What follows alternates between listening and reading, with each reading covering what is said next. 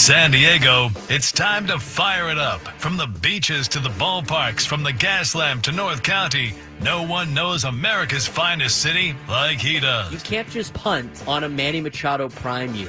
He's a fourth-generation San Diegan, born and raised in the heart of this community.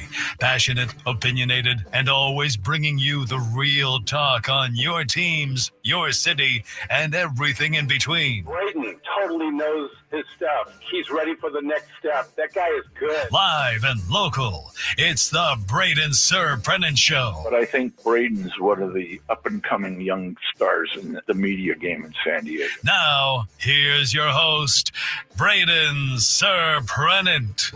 What's up, San Diego? And a happy Monday morning to everybody out there after a 3-day weekend. Hopefully everybody had a fun time over the weekend. Hopefully everybody stayed safe over the 4th of July weekend as we celebrated the United States' 249th birthday last Friday. I was just telling Frank, the whole time last Friday on 4th of July, I totally thought it was a Saturday. I was so messed up time-wise with us doing the morning show and everything like that. It was fun being in the morning show time slot. But that being said, I like the midday. It's a lot better for my sleep schedule, a lot better for a lot of other things that I do in life. But it was fun filling in for the last week or so. Hopefully you guys enjoyed the shows last week if you were in the morning. And if you guys were part of the morning and didn't know we existed, we're here every single day from 10 to 2. Now back in our normal time slot, hopefully for a long period of time now. I don't think we have any more wrinkles coming up, but you never know. He's Frank Marchese. I'm Braden Surprenant. I had a fun 4th of July weekend. Pretty chill, actually. On the 4th of July, it was super chill for me. Went to the Scripps Ranch parade. We do that every year. I mean, it was okay. The parade's been better in the past, but there was a lot of cool things that rolled through there. A lot of people that we know that were in the parade. So it was fun to be at that, get festive, everything. Went home, kind of rested a little bit during the Yankees-Mets game on TV. Waited for the Padres to get going. Grilled some burgers, some dogs, some hot links. Had a nice 4th of July Friday. Saturday, kind of the same thing. Chilled after doing a workout. And then yesterday, Sunday, I had some friends over for the Padres game. Did the same thing. You gotta do burgers and dogs over the 4th of July weekend. I could have got crazy with some stuff, but decided not to. We did dabble in a little yellowtail sashimi since my dad went fishing last week. So we have a lot of yellowtail ready to go. So had that as an appetizer yesterday. It was fun. Had a good day watching Padres baseball. The Padres took 2 out of 3 from the Texas Rangers. Had the walk-off on the 4th of July from Jake Cronenworth. Saturday's game obviously didn't go the way the Padres would have liked in terms of pitching. Had a couple of opportunities late in the game and were unable to overcome some of those opportunities or able to execute during some of those opportunities. And then yesterday, there was a lot to unpack with yesterday's game as well. But overall, good 4th of July weekend holiday. A good start for the San Diego Padres on this very long homestand to finish up the ceremonial first half of the season. Padres will have a 4-game series against the Arizona Diamondbacks the next 4 days, starting tonight, going into Thursday night, before the Philadelphia Phillies come to town Friday, Saturday, Sunday to finish up the first half, ceremonial first half for a couple of our boys go to Atlanta. We'll see if anybody else gets added to the All-Star team from the San Diego Padres. Manny Machado will be the starter at third base. Yesterday, it was announced that Fernando Tatis Jr. and Jason Adam got nods to go to the All-Star game. So obviously a nice congratulations to them as well, as the Padres will be represented at the All-Star game with 3 players, and who knows if anything else is down the path for the Padres players, potentially making the All-Star game. The All-Star game itself, we'll dive into it a little bit later on in the show. And the All-Star break week is usually, interesting for us to talk about because there's not really a lot going on in the sports world aside from the All-Star game and the All-Star break. So next week will be interesting. But, the All-Star game used to be, to me, at least in baseball, and baseball still might have the best game out of the group. But for a long time when they were playing for, as dumb as it sounded, that winning the All-Star game was going to give you home field advantage in the World Series, which, by the way, was just one extra game. You get one game. That's it. I wasn't necessarily opposed to the World Series host site or World Series home field advantage coming from the result of the All-Star game. I didn't think it was that nuts. I think a lot of people did. I understand why. But I tell you what, when that was in effect, you saw some really good baseball and you saw a lot of players playing hard in those games. I don't necessarily know you see that anymore. I think you see it a little bit more in baseball than you do in other sports all-star games, but I don't know what you're going to do to try to make the all-star game with that kind of juice again. It seems to be like a lot of international series and international contests really get people and get these players playing at a very high level for their countries, which is cool to see and it's fun to watch, as we saw with the Frozen Face-Off during the wintertime with hockey. So we'll talk more about the All-Star game coming up. A couple Padres made it. I think there was a couple things that really showed very telling signs about a couple Padres that made it, or should I say at least one Padre that made it compared to one that I think a lot of people thought was going to make the team, but then ultimately didn't. And we'll talk more about that later on in the show as well. I did want to talk about yesterday's game. Padres starting to walk a lot more, which is great offensively. And Kevin Acee kind of hinted at this in his daily newsletter about the offense maybe turning things around a little bit. They had 10 hits yesterday. They're starting to walk more. And there's a couple quotes from Mike Shildt talking about the offense that we're going to get to later on in this hour.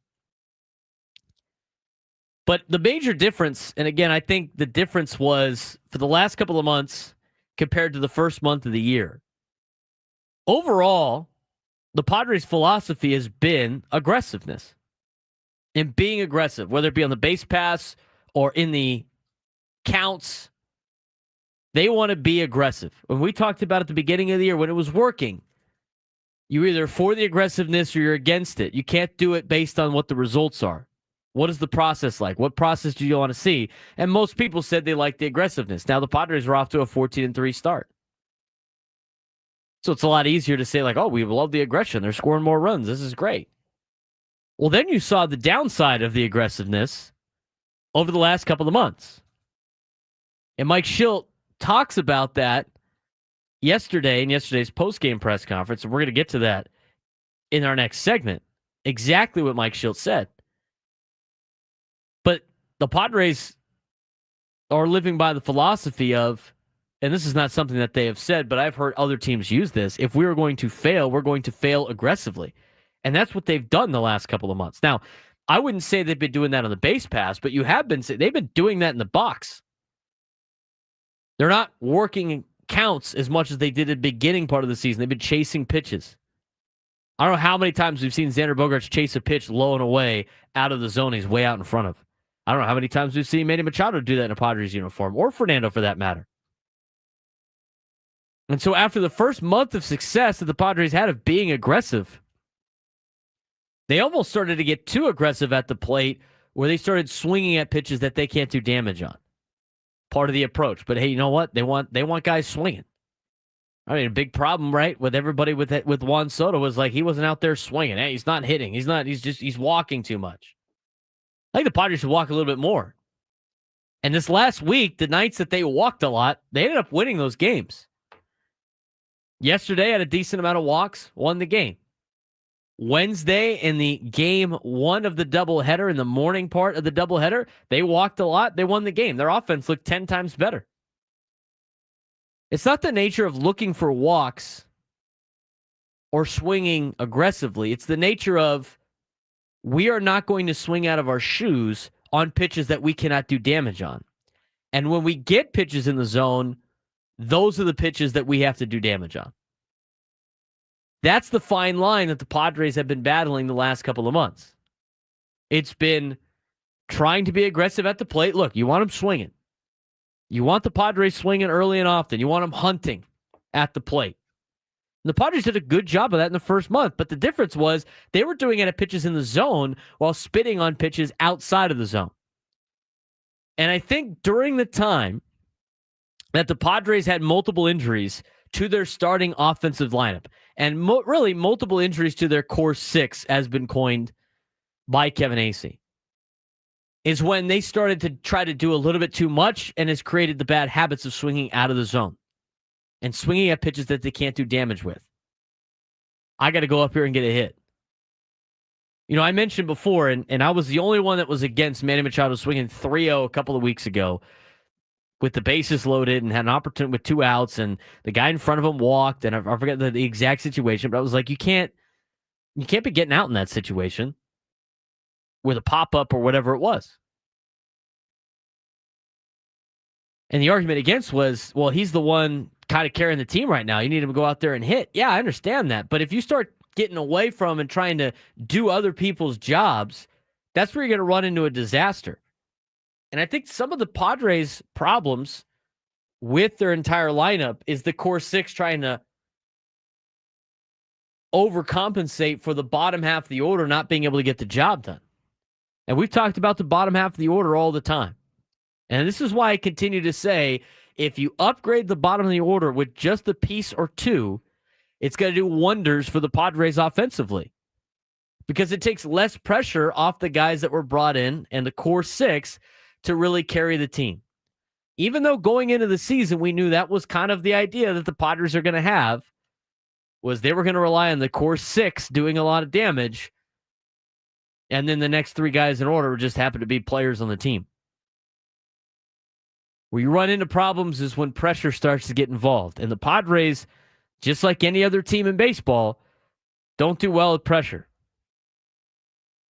The teams that you see, 1 through 9, that hit through the lineup really good, and they do a really good job, you know, like the Detroit Tigers, like you can bring those guys up right now.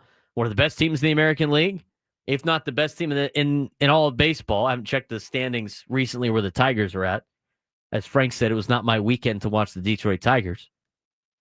But I will say, if you look at their lineup, they got 9 contributors, not all all-stars, but 9 contributors, and it leads to less pressure for the other players in the lineup. It's the same thing with the bottom half of the Dodgers order. The bottom half of the Dodgers order is still not very good. It's better than the Padres, bottom 3 guys. But they always do well because they don't have the pressure of having to carry the Dodgers. They know they got the sluggers in front of them. They got arguably one of the best 3 in baseball to line up out of the gate. That goes a long way. And so with some of these added pressures that the Padres put upon themselves, and with the fact that they haven't done damage swinging at pitches out of the zone because you can't do damage with those pitches, it's led to a little bit of an offensive issue. But I will say in this last week, even though the Padres have only scored 11 runs this weekend against the Rangers, I think there's reason to be optimistic with their approach at the plate. I thought they were a lot more disciplined at the plate over the weekend against the Rangers. I think that leads to a lot more success for the Padres offensively. And let's see how they continue against Arizona. They got to try to stick with this, again, being aggressive, but doing it pitches in the zone that you can do damage on. That's been kind of the battle the last couple months, and you're starting to see them be a little bit more patient at the plate while still being aggressive early and often in the at-bats. There's a difference between being aggressive and being reckless. Being reckless is swinging at pitches that you can't hit for slug. Being aggressive is, I'm jumping on the first fastball I see in the heart of the plate. And I think you're starting to see that more. We just got underway. He's Frank Marchese. I'm Braden Surprenant. When we come back, we'll talk a little bit more about that offense and hear what Mike Schilt had to say. Again, I'm telling you, it's a reason to be optimistic about where this Padres team is going if they can continue to do what they did over the weekend this week against Arizona. If you want to join the show today, 833-288-0973, 833-288-0973. Braden Surprenant Show just getting underway on San Diego's number 1 sports station, 97.3 The Fan.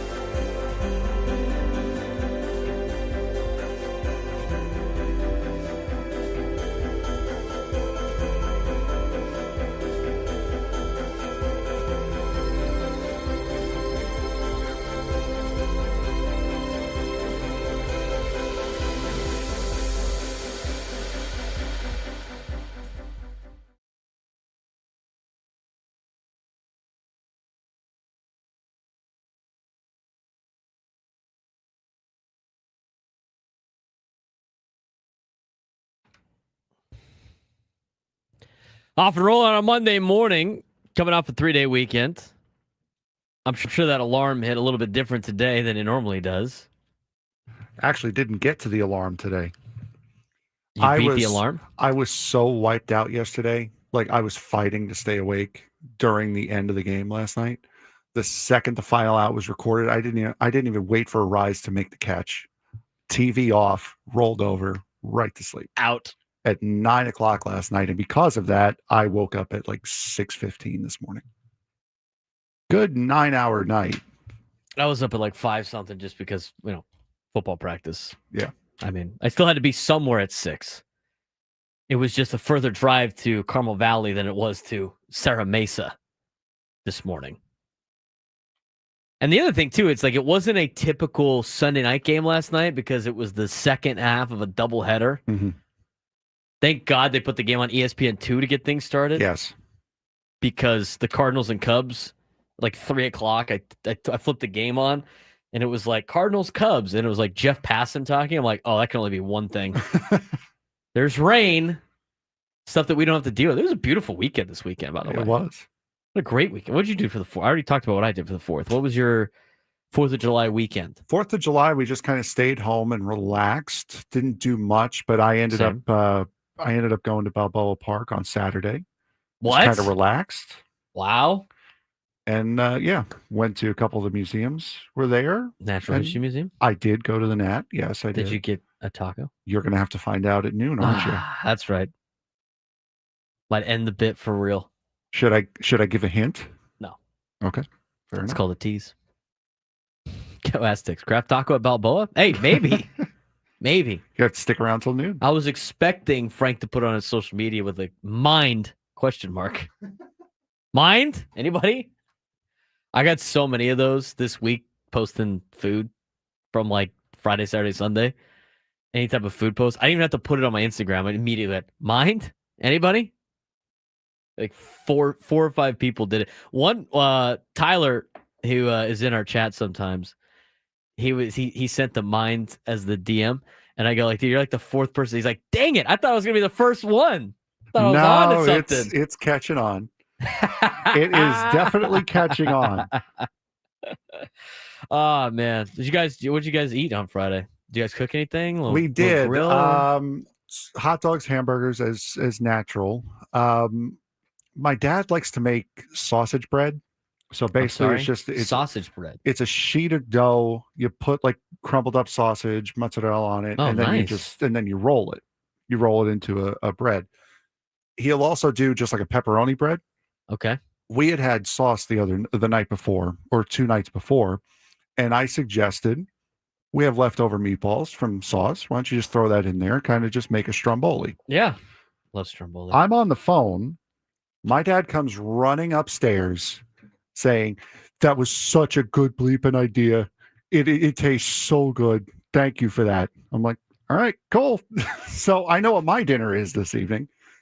And we had baked clams as well, which were really, really good. My mom's baked clam recipes, to die for. What an Italian feast for the 4th of July. Yes. It's great. With the burgers and the dogs. Absolutely. Mixed in some hot links this time. I like a good hot link. There were brats in the fridge that unfortunately never made it out because we were so full from munching on stuff all day. Yesterday, I had some buddies over for the game, like I mentioned. We cooked, we had all this food, and one of our listeners in the YouTube chat DMs me. He's like, "Is this all of your meal prep for the week?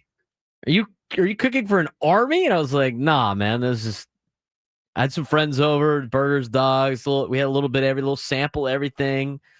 Made my homemade wings, some smoked wings too. A little buffalo sauce on one. I did some naked wings, some buffalo wings, and some homemade barbecue sauce wings. Okay, not bad. Fire.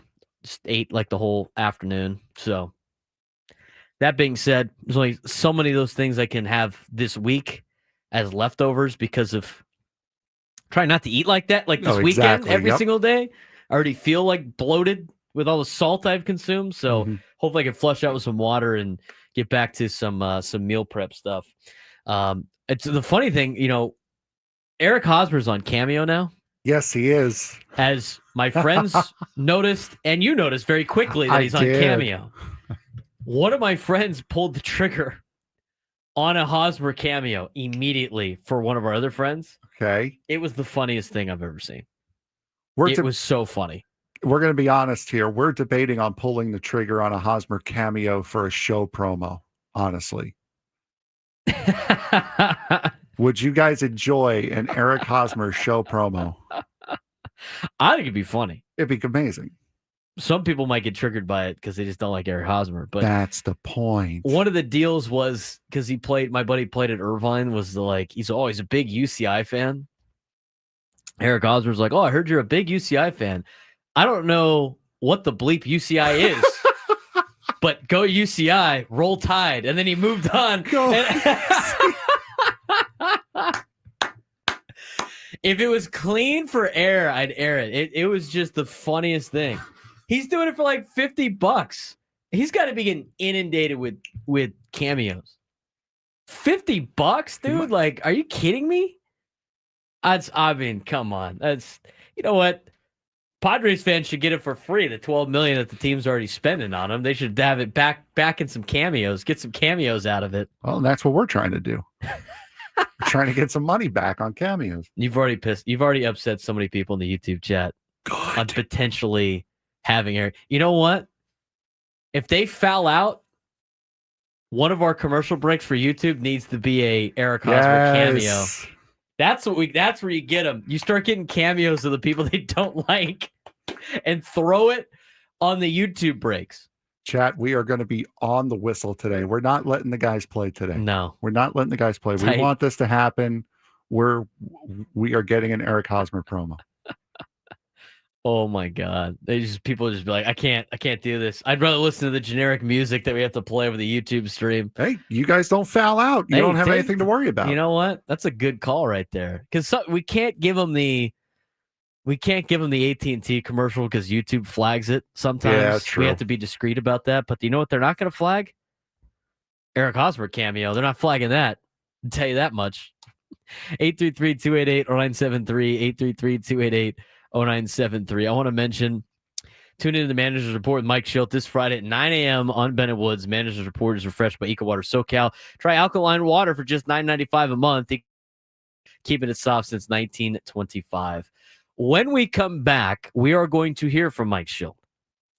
And there's something specifically that he said yesterday about the offense that I think is not a cause for concern, but a cause for maybe a sigh of relief.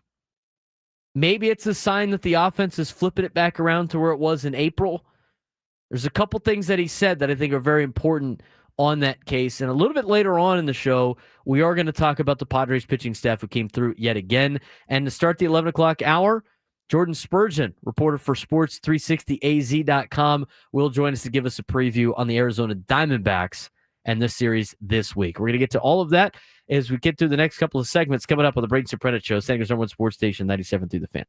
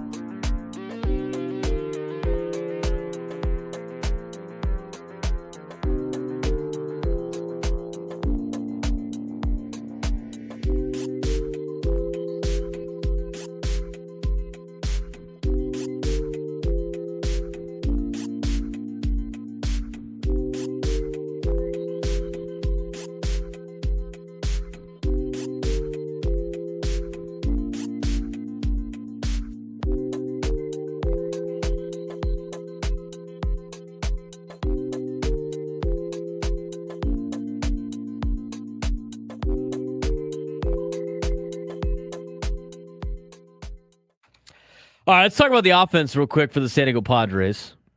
He's Frank Marchese. I'm Braden Surprenant. Welcome back to the Braden Surprenant Show.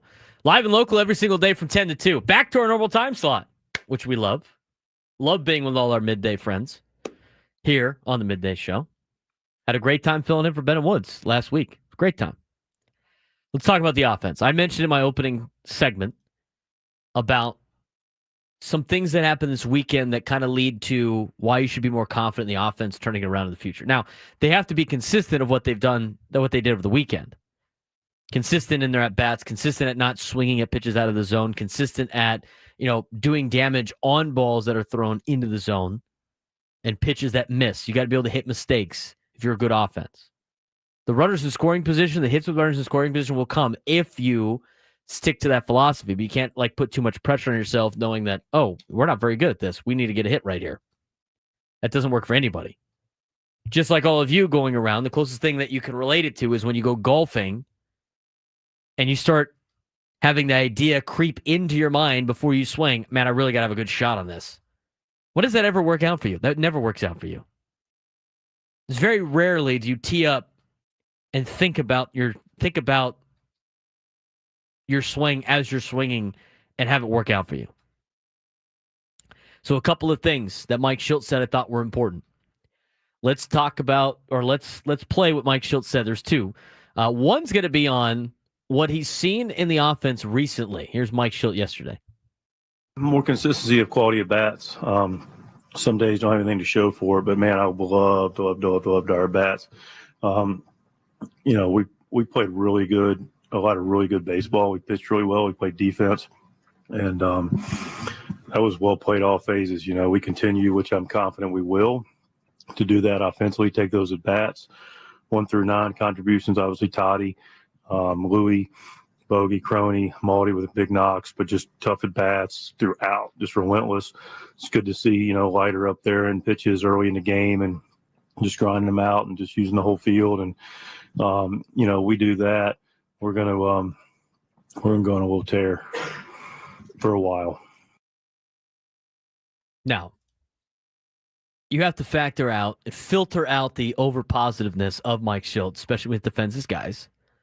But at the same time, he's right on a lot of this stuff. We continue to be stubborn. We're going to be an aggressive team. We're not looking to be not aggressive, passive kind of club. But we've got to be more stingy about what we're swinging at. It's 100% true. 100% true. The difference of being aggressive and being reckless. We've talked about it from a base running perspective, but from an offensive perspective in terms of swinging the bat, if you're letting 95 go right down the middle early in a count, that's not being aggressive. That's being, more passive at the plate, which is fine. That's a way to do things, but they want to be aggressive, right? Swinging at that would be aggressive. Getting a pitch, first pitch, not in the zone, that's outside the zone, that's not a pitch I could do damage on, that's being reckless. And there's a major difference. And sometimes when pressure plays a factor, all of a sudden you start getting away from what got you to this point, and you start trying to do too much, and now you're trying to be aggressive on pitches that you should not be aggressive with. You get the slug by squaring up pitches in the zone. That's how you slug. It's not squaring up pitches outside the zone. There's a reason why they're not strikes. You can't really do a lot of damage with those pitches. Can guys get around on balls like that inside? A little bit inside and a little bit low to a left-hander that's not in the zone? Yeah, sure. I mean, every once in a while you could turn on it.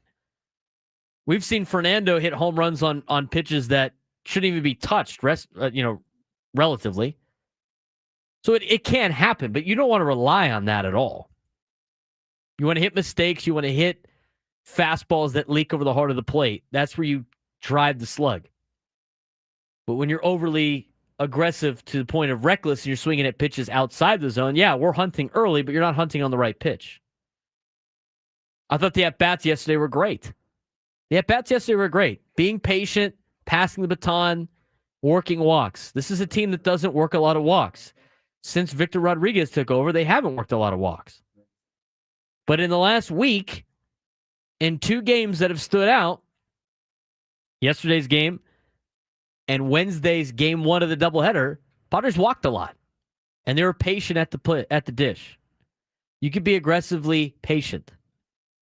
What I mean by that is spitting on pitches outside the zone, swinging at pitches inside the zone. As easy as that sounds. And now here's the other thing.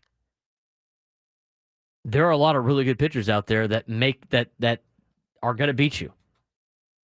I mean, there's some nasty S getting thrown in this day and age of baseball where it looks like it's going to be a pitch in the zone and it leaks away and all of a sudden you have issues.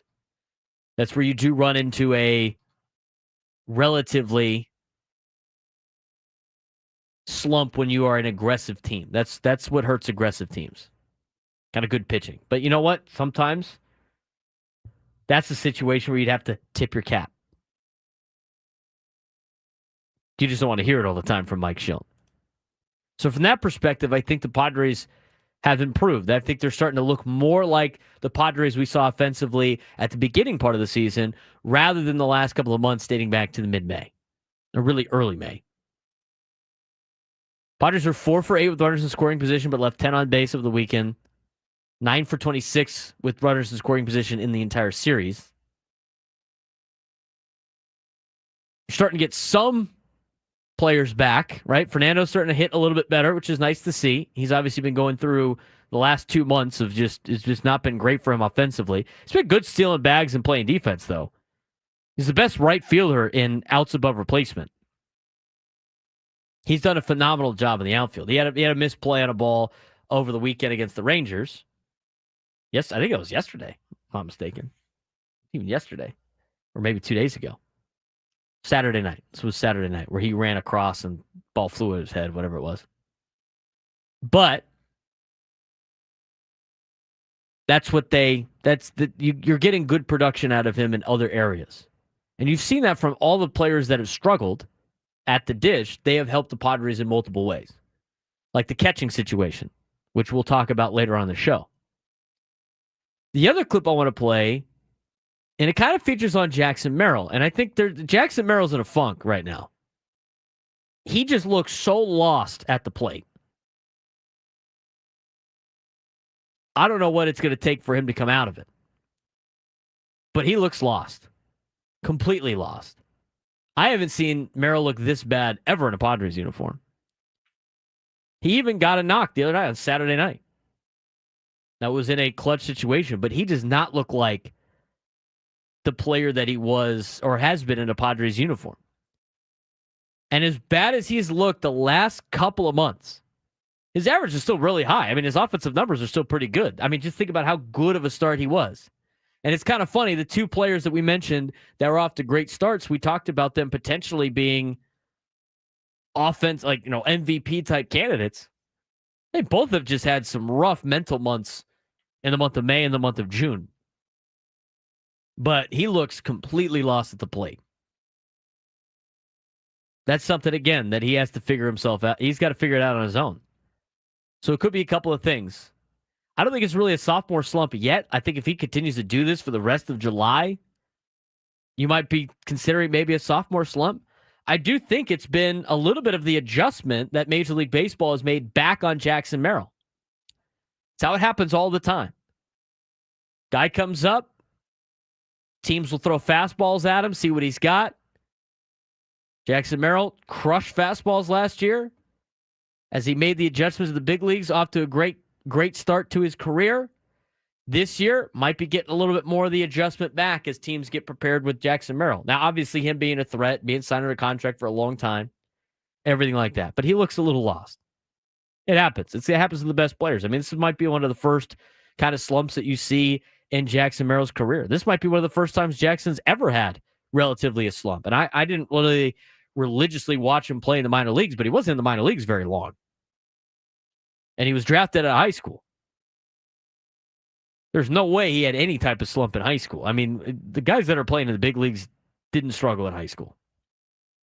So this could be the first time that Jackson Merrill's really struggled offensively in this sport. And sometimes, I mean, that's the adjustment period back that you have to make if you're an elite player, in which I think he is. And so it'll be interesting to see these next couple of weeks if he can make that adjustment or if he needs the week off at the All-Star break. But he doesn't have that. He feels like he lost his swag a little bit at the plate. He's not playing like he did all through last year and the beginning of this season, or he's talked about exuding pressure and not feeling the pressure. He looks like he's feeling the pressure right now. And he doesn't even have that much on him right now. But he looks lost, and that's something that he needs to be able to fix on his own. I don't think there's anything mechanical going on. It looks like he's just in a little bit of a funk, and you're going to see that throughout the year. What does Mike Schilt have to say about Jackson Merrill's recent struggles? Here's what Mike had to say. Yeah, I mean, the league has made adjustments. I think the league made adjustments last year. Jackson made counter adjustments. Fully confident in Jackson be able to do that. They're pitching him really tough. They're hitting a lot of their spots. Just got to be able to, like we talk about with the total group, just make sure. Easier said than done, but get back to just being disciplined balls he can handle. I like the pass that he had. Almost got the ball in the right center, could open the game up, and it was in an area that he likes to, put good swings on. So just doing that as much, and Jackson will be just fine. I agree with Mike. I didn't heard that clip yet, but that's the game of baseball. Guys come up, do really well. League makes an adjustment on them. Can you adjust back? And it goes back and forth. And the elite players can continually make adjustments when the league figures out how to stop you. You've seen that with the elite players that the Padres have, right? Those guys that have the big-time contracts. The Manny Machados of the world, Fernando Tatis Jr.'s of the world. So now it's Jackson Merrill's turn again to make the adjustment back to Major League Baseball, who have found a different way to attack him. He's chasing a lot of pitches out of the zone right now. And again, trying to do too much doesn't lead to a lot of offensive success. I want to talk a little bit about the pitching staff now. Pitching staff came through again over the weekend and last night. The bullpen yesterday was clutch. And I think, and Frank tweeted it out yesterday as it happened in the first inning, Jake Cronenworth's diving play was a game-saving play. Because in yesterday's game with David Morgan getting his first ever start as an opener, things weren't really going too great for David Morgan out there. I mean, they had the bases loaded and less than 2 outs, and the Rangers only got 1 run out of the first inning. So gritty job by David Morgan to get out of that first inning. Jake Cronenworth kind of helped him out with a diving catch at second base. That ball gets through, and who knows? It might be 3-0 at the end of the top half of the first inning, and now you're playing catch-up again, something that the Padres offense in recent time has not done well with. Jake lays out, makes a game-saving play early in the first inning. And then how about the return of Kyle Hart, huh? 11 up, 11 down? Are you kidding me? That'll play. He looked nasty last night. I don't know what you do with Kyle Hart in the long term, but he looked great. He looked confident. He used his time in AAA El Paso to obviously work on some things that they told him to work on. We knew he was going to get another opportunity. Whether or not he starts another game for the Padres, I think remains to be seen. But out of the bullpen, he did a phenomenal job. And maybe Kyle Hart is that long relief guy for the second half of the season. Left-handed pitcher has one elite pitch. Kind of like Matt Waldron, who's a right-handed pitcher, has one elite pitch. The difference is, and this is why Matt Waldron can't be a bullpen guy, because the elite pitch that Waldron has, if it doesn't work, if he doesn't have it, doesn't have the knuckleball, he's not getting anybody out. Which is kind of the same for Kyle Hart, but here's the difference. When the knuckleball isn't working, the ball's flying all over the place. And it goes to the backstop and wild pitch, and it's impossible to catch anyway. Even when the knuckleball is working really well, it's very difficult to catch. That's someone you can't have coming out of the bullpen. Now, Kyle Hart, on the other hand, if the sweeper works, one, Kyle Hart's going to mow people down. At the same time, it's not going to get away from the catchers too many times. Same thing with if the sweeper's not working. At least it's not going to go to the backstop. Left-handed, long relief guy and Kyle Hart, I don't mind that for the second half. I sent down Stephen Kolek. He's got to go down there and get some rest. I mean, he has pitched now the most he has ever pitched in his career in terms of innings. But I think, honestly, the pitching staff, before we dive into what Mike Schultz said about yesterday with the bullpen in particular, I think the starting staff, what they've been asked to do to make up for a Michael King injury, which, by the way, Kevin Acee has reported that don't expect to see him until August. But with him missing time and with Yu Darvish missing time, who will pitch tonight? It'd be good to see you back on the mound. He's going to have 75 pitches to work with tonight. And Dylan Cease having the worst season of his career. They have asked Kyle Hart and Stephen Kolek and Randy Vasquez and Ryan Bergert and who else? David Morgan, I guess, is an opener. They have asked all of these individuals to go out there and compete at a high level for a team that's competing for a playoff spot and a potential World Series. They've done a phenomenal job for who they are as players and what they've been asked to do. I think Randy Vasquez did a great job in the first half of the season. I think Kolek has done a great job. He's responsible for a couple of shutouts. I know it's against the Colorado Rockies, one of them, but shutting out the Colorado Rockies at Coors Field is still not an easy task despite how bad the Rockies might be offensively. A shutout at Coors Field's pretty nuts. Bergert's been phenomenal, and he's expected to come back probably sometime this weekend against the Phillies. So overall, I mean, the pitching staff has been great, and we haven't even talked about the bullpen yet, who's been outstanding. Kyle Hart was one of those pitchers out of the bullpen yesterday, and here's what Mike Schultz said on possibly letting Kyle Hart pitch longer in the game. It's a one-run game at that point. It'd be more of a consideration if we had to use those guys and some of those guys weren't available. But it did fall into the category of availability for the four horsemen in the back. And it also fell into that, hey, man, this guy's done his job, and tip your hat and move on to the guys to be able to bring it home. And they were able to do it. But Hart was great for us tonight. Hart was great. He was great last night. He looked almost unhittable. Yu Darvish pitches today, and we'll talk about what the projected rotation might be for the finish, or should I say the final week of the ceremonial first half. But here's Mike Schultz on what it means for Yu Darvish to start today against the Arizona Diamondbacks.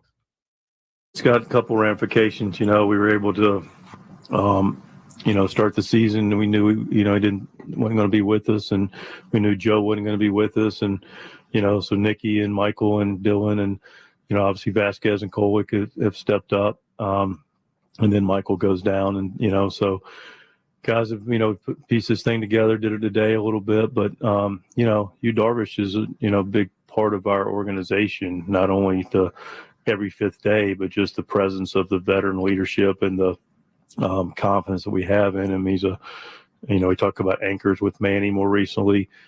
Joe's an anchor, still doing his part without being able to perform on the field. But, Darvish is right up there as a big anchor for us as well, pitching big games for us and a big part of the club. So him being able to get back not only is a boost to the starting rotation, but just a boost to the, experience that is a lot of what we were able to do successfully as a Padres. It's a major boost to the starting rotation. And here's again, I've said it before, I'll say it again. As long as Yu Darvish is on the team, I don't want to hear any complaining about Yu Darvish not playing all the time. I don't really care. He's 38 years old. You need him when you need him in the later months of the season. That's when you need him. So if he misses the beginning part, I don't really care. He's back now. Let's see what he's got. If he goes out there and gets shelled, you might have a little bit of a problem on your hands. He's got 75 pitches today. Sounds like he's going to cap him at 75 pitches. And you're going to have Darvish today. You're going to have Pivetta tomorrow. Cease on Wednesday. Vasquez has been announced as a starter on Thursday, which lines up a potential Berger, Darvish, Pivetta Friday, Saturday, Sunday. Now, here's the other thing. With a couple of potential pitchers in the National League not going to the All-Star game or sitting out or not being able to pitch, it'll be interesting to see if they pick Pivetta to be in the All-Star game, which who knows if that changes the plans for Sunday. But as penciled out, Darvish, Pivetta, Cease, Vasquez against Arizona, Berger, Darvish, and Pivetta against Philadelphia. Kyle Hart, as a lefty, could be used potentially as a starter over the weekend against Philly against a very lefty-friendly lineup. Very lefty-heavy lineup for the Philadelphia Phillies. So, it'll be interesting to see over the weekend. I'm excited to see you, Darvish, back. The veteran leadership is a big thing. People don't want to poo-poo that and all that stuff. I'm telling you. If you've been part of teams before and you've been part of, as a player, coach, whatever it may be, if you don't have leadership from your players, your team's going nowhere. Hour number 2 when we come back. Preview of the series against the Diamondbacks with Jordan Spurgeon, Braden Surprenant Show. San Diego's number 1 sports station, 97 through the Fan.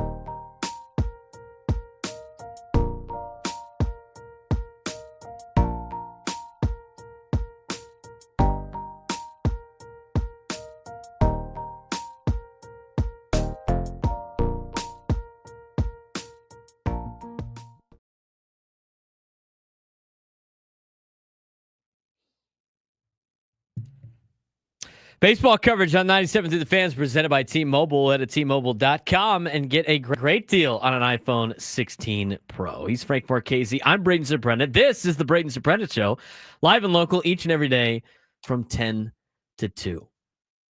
Pleased to announce that we are having on a guest that is a former employee of 97 through the Fan back when he was in college at Palomar Junior College before he went on to bigger and better things over at Arizona State, and then found himself being a reporter for Sports360AZ.com. His name is Jordan Spurgeon, fellow colleague of mine, kicking ass out there in Arizona, and he covers the Arizona Diamondbacks for Sports360AZ, as well as a bunch of other things, and he joins us on the Braden Surprenant Show. Jordan, what's going on, man? Heard you're flying out to, Big 12 Media Days? Yeah, Braden, you're too kind there. Going to Big 12 Media Day. So before we get off this call, you're going to have to tell me what you want me to ask your TCU Horned Frogs. I'll see if I can sneak in some stuff for you over there in Dallas. I got to start my own podcast just to talk about all the things that I like to talk about, because I have all this Big 12 content I'd love to break down, and Jordan could be my Big 12 correspondent with all the news and notes that he can get at the Big 12 Media Days. But let's talk about the Arizona Diamondbacks. And we had another guest on the last time the Padres played Arizona, and the question is still kind of the question that is right now about the Diamondbacks with all the injuries and with where they sit in the standings. What are they going to do coming up at the deadline? And since the Padres have played the Diamondbacks, nothing has really changed. They're kind of in the same spot in the standings. Their injuries are relatively the same, although they lost Corbin Carroll now for a significant amount of time. They still feel like they're relatively close to the wild card, but are things starting to change in the direction of selling for Arizona compared to buying at this year's trade deadline? I mean, that's been the discussion and the talk for a few weeks now. You look at it, 44-46, 3-7 on their last homestand. Even despite that, things haven't really changed in the standings. They've been hovering around 4 games back in the wild card. So it's going to be a weird time for the Diamondbacks. I wrote on it today over at Sports360AZ.com, kind of laying things out. And you touched on it, Braden. You look at the injuries to Corbin Burns, Justin Martinez, AJ Puck, the bullpen completely depleted. You have one reliable high-leverage reliever in Shelby Miller. Even he is 10 of 15 in save opportunities this year. He's more of an 8th-inning guy, in my opinion, or even a 7th-inning guy. The fact that he's having to be your closer as your one reliable arm causes a lot of concern. So for the Diamondbacks, it's a weird spot. You have your highest payroll in team history. You want to go all in and go for it. But, you look at this team in 2023, they were in a similar spot. They made one move to go get Paul Sewald. That move patched the entire bullpen. The bullpen this year doesn't feel like they're one move away. So when you look at where things stack up in the National League with 3 teams also vying right behind the Padres for that final wild card spot, and then you look at the teams below and how many of them are actually going to be sellers. And the Diamondbacks might be leaning towards selling. They got a lot of contracts, especially offensively, that are coming off the books and in the starting rotation. So at this point, if they don't have a good week in Southern California against the Padres and then the Angels, I expect them to sell. We're talking with Jordan Spurgeon, who covers the Diamondbacks with many other jobs that he has for Sports360AZ.com, reporter for them out there in Arizona, as we give you a preview of the Arizona Diamondbacks and the San Diego Padres for the second stint of a couple more this season between the division foes. Tonight's starter, Zach Gallen, going against Yu Darvish. It'll be the first time that we see Yu Darvish on the hill for the Padres in 2025. Won't be the first time that the Diamondbacks fans see Zach Gallen. A little bit inflated ERA, but still relatively one of their better pitchers in the rotation. What have we seen out of Zach Gallen in recent starts? Yeah, in recent starts, he's kind of figured it out a little bit. He's been getting into the 6th inning, getting to the 7th inning, and he's starting to turn the page. But he kind of is the epitome of what the Diamondbacks are this year. Very up and down, which equals 500. They've been playing 500 baseball the entire year. His starts have been pretty 500. One start, he looks solid. The next, he doesn't have his fastball command. He leads the league in walks. He has one of the highest ERAs in baseball right now, despite having a couple starts where he doesn't walk anybody. And his fastball is in the zone, and he's getting through guys quickly, which is sort of the vintage Zach Gallen. So it's hard to make what expect with Zach Gallen, and it's hard to see what his potential trade implications could be because he is on an expiring contract and he has had enough good starts where maybe a team on the East Coast where he seems to pitch better would be interested in dealing for him eventually. But he has been very up and down this year, and the big thing to watch for him is the walks. If he walks a lot of guys early, kind of goes with any pitcher, but him specifically this year, it's going to spell trouble. Offensively for the Arizona Diamondbacks, Jordan, Eugenio Suarez has had a phenomenal season. Josh Naylor, obviously a big add during this last offseason, and he's a rental for the Arizona Diamondbacks. A couple other parts, obviously, Ketel Marte, guy that misses some time due to injury, but has been really turning it on as he usually does. And then, of course, Corbin Carroll's now on the injured list. But offensively, the Diamondbacks have a lot of bats to be able to maybe even compete with a section of not having to, trying to overcome the starting rotation injuries and the pitching injuries that they have had. But as you watch this Diamondbacks team play, are they going to have to add multiple arms if they want to be competitive because of how their offense is? Or do you think they can swing their way back into contention? It's tough. They're fourth in runs scored. The 461. The Dodgers and the Yankees scored more runs than them, but they're 26th. So the offense is doing its part, and Corbin Carroll's kind of been slow for a while. He's actually just came back over the weekend playing through a broken wrist. They say it can't get much worse. So he's kind of helping out playing through it. Whether that's the right move or not remains to be seen. But, the way this is playing and the way the starters have been in a rotation, despite the bullpen blowing double-digit leads this year, games where they had a lead, this is still a team that can win 82 to 88 games as currently constructed. Now, if you want to make the playoffs, I imagine you're going to want to be closer to 90 wins. So, yeah, you would have to go out and deal for a couple of bullpen arms. I would imagine in a perfect world, they would go out and get two high leverage guys and maybe somebody else that can be kind of towards the bottom of the bullpen because they are completely depleted with injuries, even at the minor league level. Some of the young guys they expected to come up this year, someone like a Dre Jameson now has a bone spur after having Tommy John. He had a save earlier this year when he was called up. So they have just no depth in the bullpen right now. So if they want to get to that 90 win mark, which seems to be around the area to make a wild card spot this year, they're going to have to address the bullpen. And if they feel like they can't, again, that's where we come back to them selling pieces like a Geno Suarez, like a Josh Naylor, like a Zach Gallen or a Merrill Kelly or a Lourdes Gurriel Jr. who could potentially fit over there in San Diego as well. We're talking with Jordan Spurgeon, who covers the Arizona Diamondbacks and a lot of sports. There's a lot of them in the Phoenix area for Sports360az.com. Let's talk about the fans' reaction to obviously the Arizona Diamondbacks. They have a lot of teams to compete with. We've talked about it with your colleague, Brad Sesmat, a lot about how it's always been a Phoenix Suns town.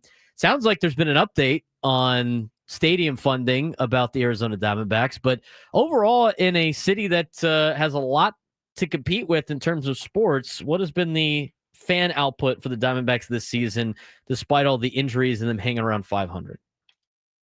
It's a very split fan base. I would say slightly over half the fan base at this point has been calling all season for Torey Lovello's job and now Mike Hazen's job as well for not constructing the bullpen. A lot of them, you know how it is on X when you look at certain fan accounts. It's just every little thing is the manager's fault every single time, no matter what. He can put in a reliever that hadn't given up a run in 5 games. The reliever blows the game. It's the manager's fault for putting him in. It's gotten to that point with fans, and I think it's because this is now the second or third time in Torey Lovello's 9 years where a team expected to be ahead of where it is, in that 95 to 100 win range, potentially before the season, it is falling off. But the other half of the fan base realizes injuries are part of the game. A lot of people question, are the Diamondbacks doing something wrong because they have such a slur of elbow injuries and Tommy John surgeries?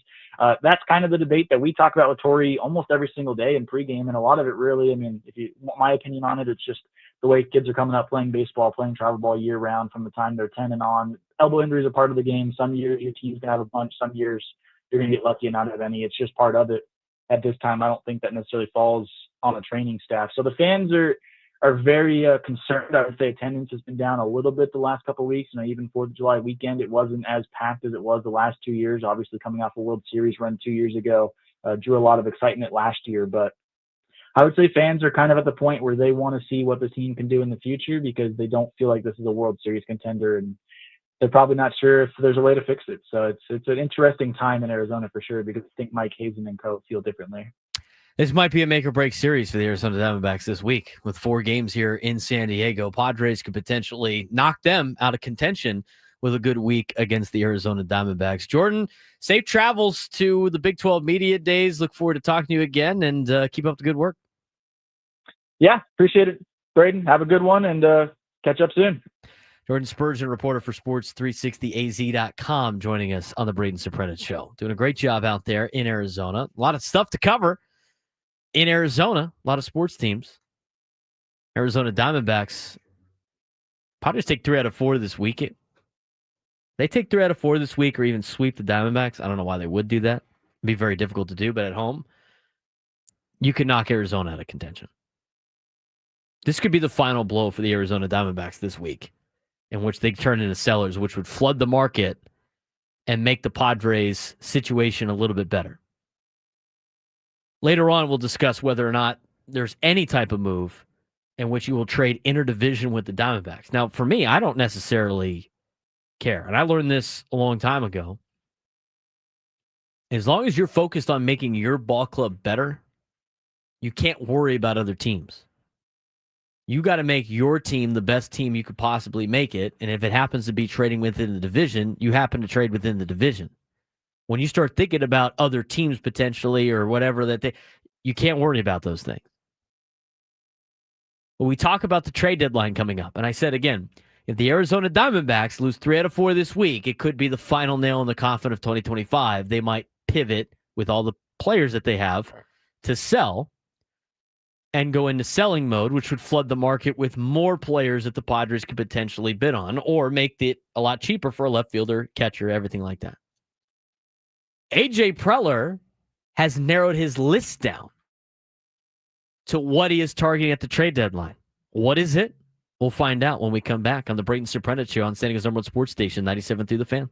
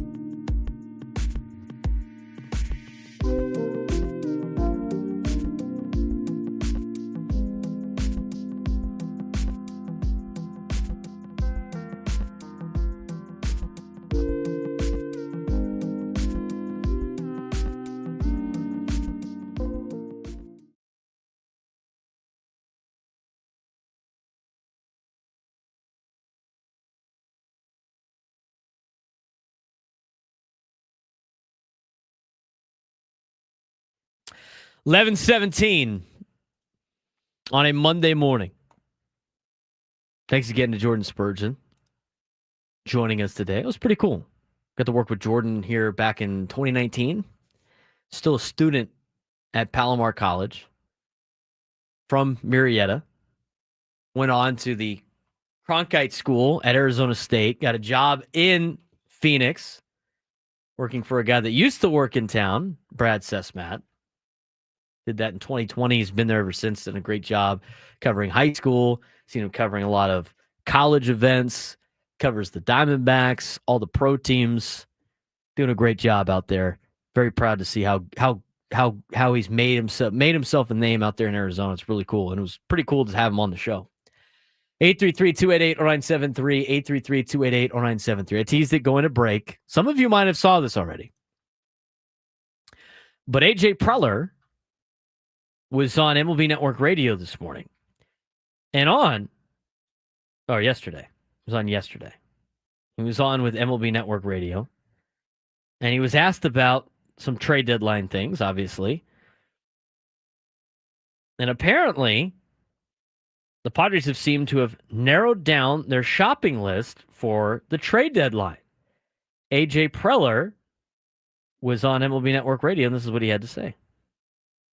But again, I think the biggest thing is, from my standpoint in this chair, we're prepared because we've got great scouts, analysts, staff, coaching staff that, they all participate in the process. We feel like we have a pretty good pulse on the league and who's out there. It doesn't always mean you're going to make great decisions, but I think we're in position, with talented players in our organization, both at the major league and minor league level, to at least be in these conversations. And then you got to, as a GM, evaluate how realistic it is that your team can win and contend, and then try to weigh that out versus future, and wanting to make sure that's a sustained run. So, we've had the chance here, over the last 5 years to be in 3 playoff runs, and we've had 5 in a row where we've been in the mix till the end. And at the end of the day, we'll look at our team here this year. Getting Darvish King back would be huge. The bullpen's been strong. We've got a lot of different weapons in the pen. We've had some you could add to a strength. And on the offense side, it's probably rounding out the depth of the lineup. I think, like you mentioned, the top of the lineup should be strong. And you look up and you've got a Jake Cronenworth hitting 7th and 8th on some nights, but you've got to be deep, 1 through 9. And I think probably adding a bat or two is something that we're going to look at here in the next few weeks. To try to help our team get to October. So that was AJ Preller on MLB Network Radio, on Sirius XM Radio.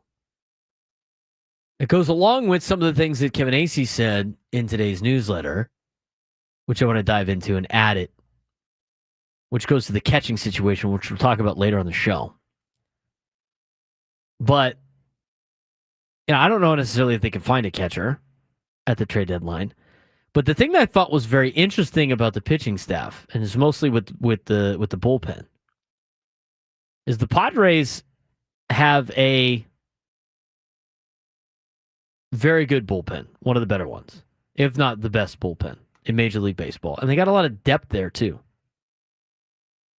With that depth, they have even more depth in the minor leagues. The minor league bullpen names have been great.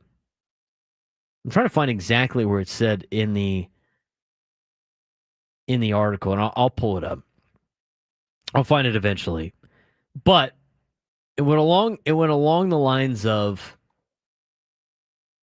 the Padres have been asked about some of their young pitching when it comes to trades, when you're trying to go find a trade partner, right? Because you got to have something of value to trade. And they have been asked about their young relief corps. Here it is. Teams continue to ask the Padres about their young relief pitchers. This is from Kevin Acee's daily newsletter. Both in the major leagues and the minor leagues, but the Padres seem more inclined to add to that strength than deal from it, which is very interesting. You would think with the amount of, should I say, resources in the bullpen, the Padres would take some of those resources away in order to trade for another bat, maybe two, to trade for, I don't think they're going to get a starting pitcher, but to trade for a pitcher or maybe trade for a catcher or something like that.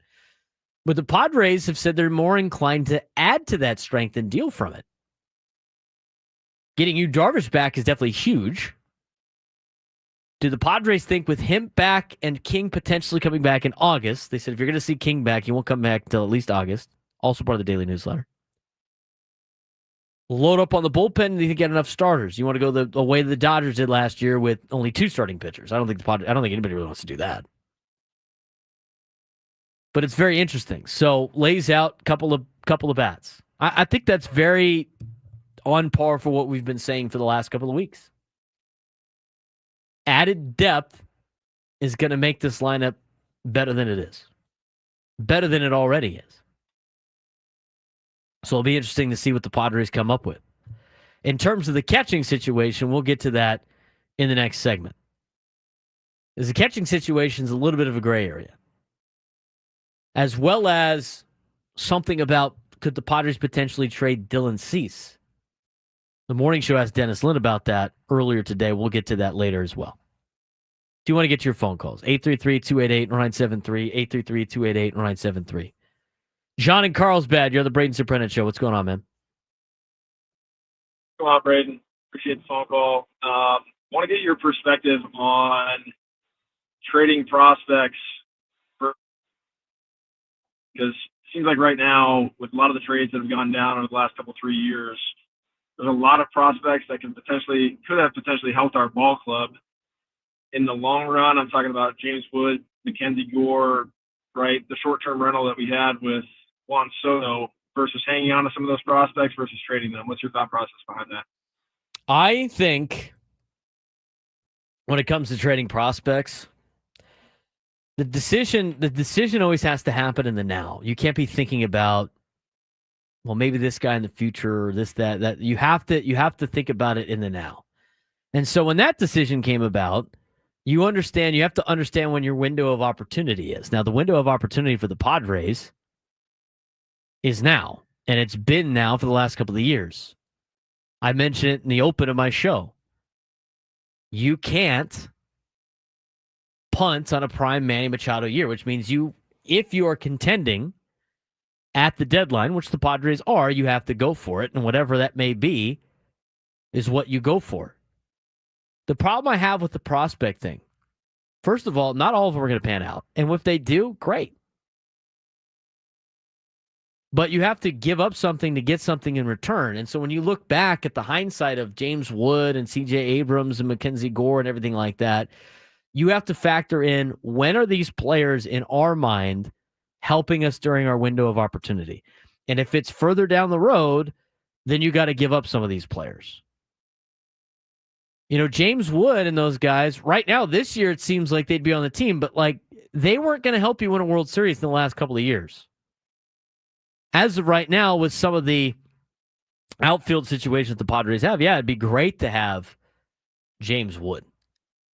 But at the same time, Juan Soto was helping you win a World Series in 2022 more than James Wood was. In fact, Juan Soto was helping 2022, 2023, and 2024 more than James Wood was.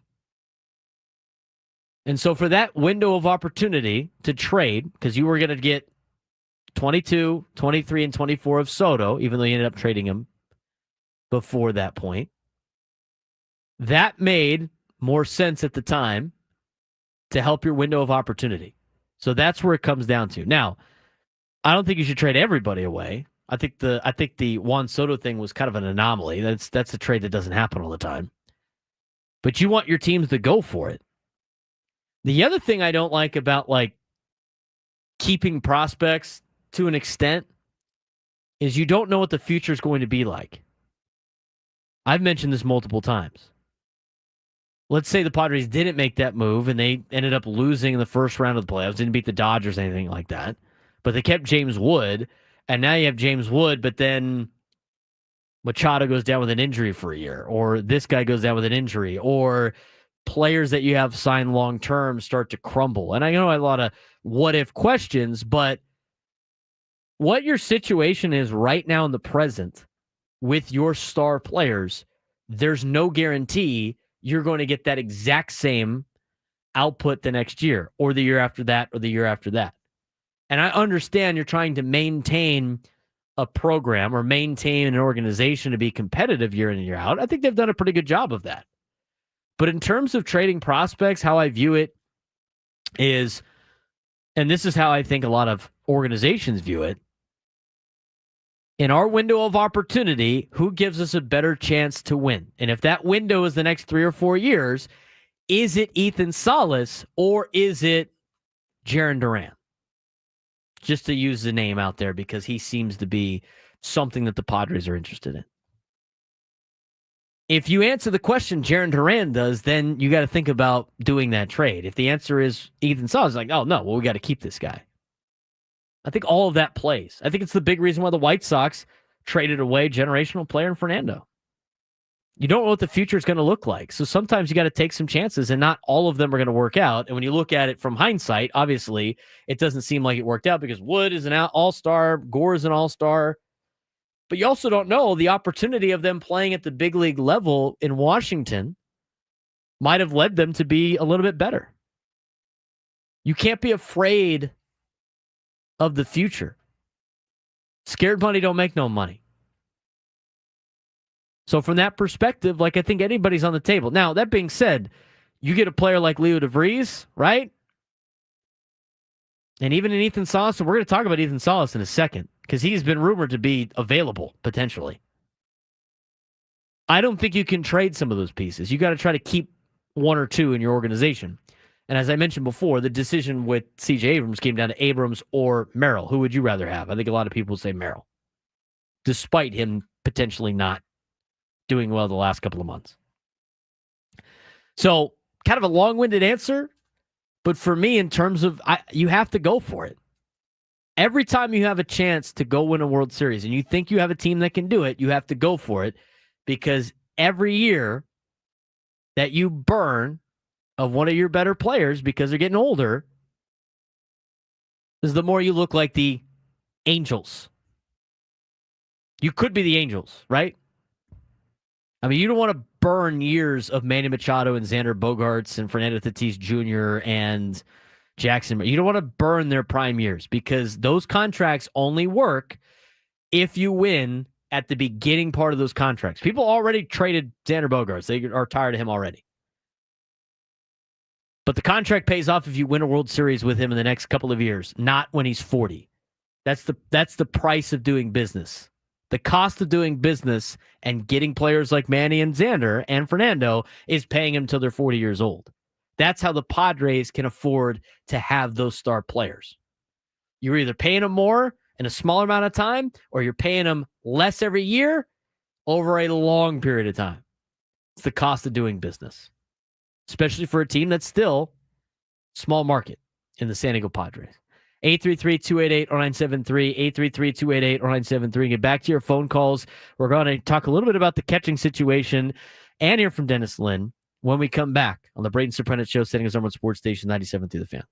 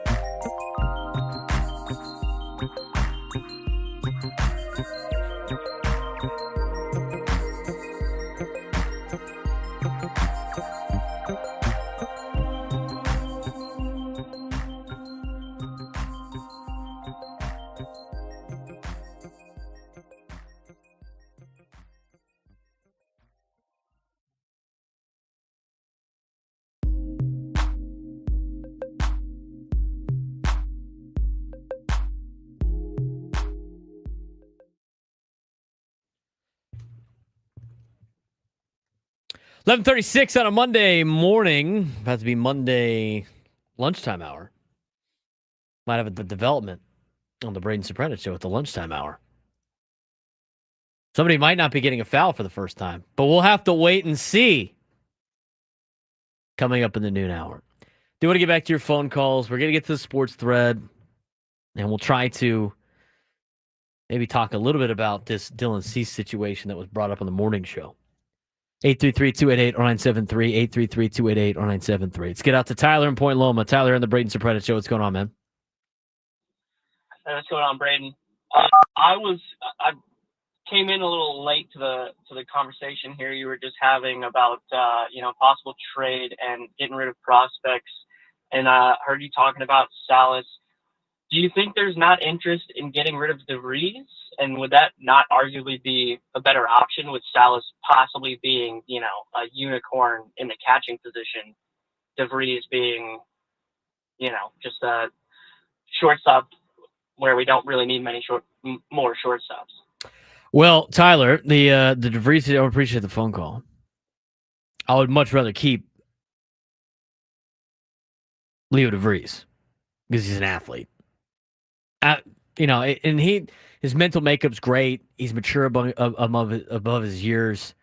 Xander Bogaerts is your shortstop for now. I don't think he's your shortstop during the remainder of his contract.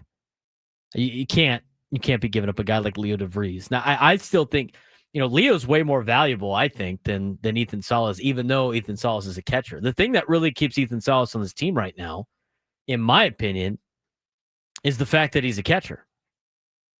If Ethan Salas wasn't a catcher, he'd probably be rumored to be getting shipped off somewhere else.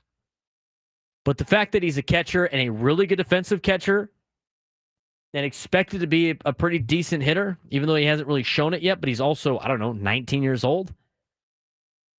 Add him to the list of should be trading these guys. But, there was a report, and we'll get to it in a second, about Ethan Salas. I mean, there was an article that we're going to talk about in the noon hour in which it talks about prospects most likely to move, and Ethan Salas was on the list in an article written by Jim Bowden in The Athletic. He mentioned prospects most likely to move, Ethan Salas, but then goes on to say, doubt the Padres will trade him unless they can get an all-star major league in return. So which one is it? Is he most likely to move or doubtful to move? To me, I'm asking this question out loud. Frank, maybe you can let me know what's going on inside Jim Bowden's mind. Don't you think that's a little contradictory? Brother, I don't know what's going on in my mind, let alone someone else's. It was your weekend to watch Jim Bowden's articles. Was it? It was. That's why you posted on a thing. Well, I did a bad thing.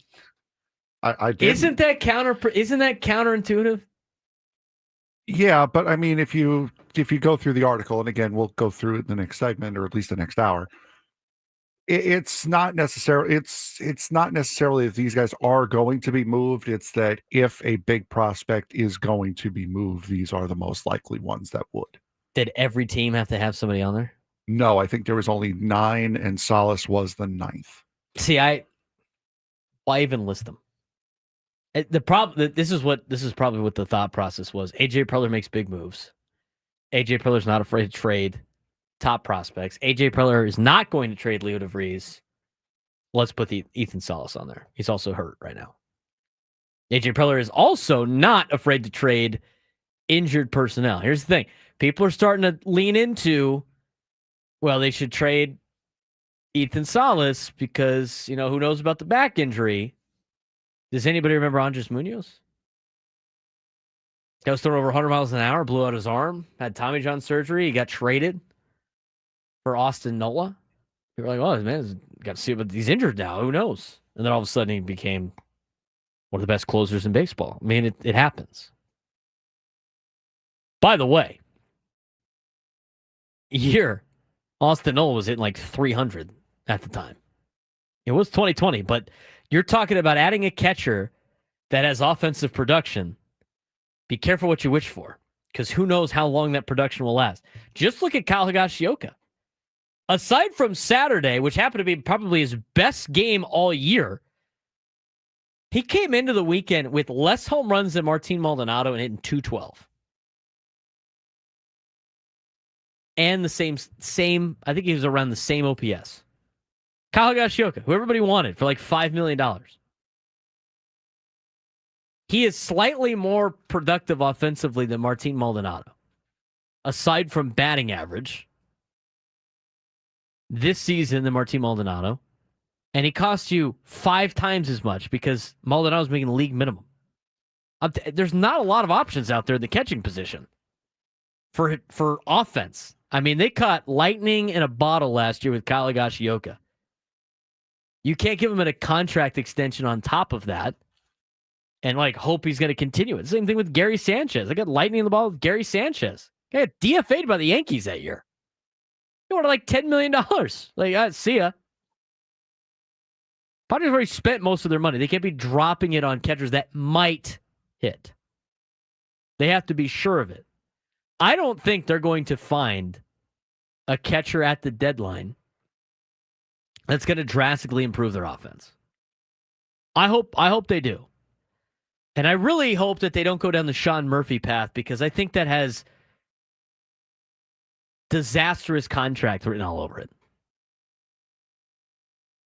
It's a major problem, the catching position, and we'll talk about that in the noon hour. But at the same time, it's not like there's a lot of answers out there in Major League Baseball that fit those needs, which puts, I think, even more pressure on the Padres to not trade Ethan Salas at the deadline.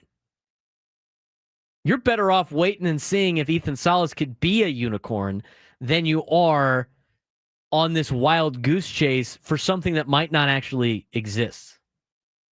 And so in the meantime, you might have to see what Luis Camposano has. Again, we talked about this a week and a half ago.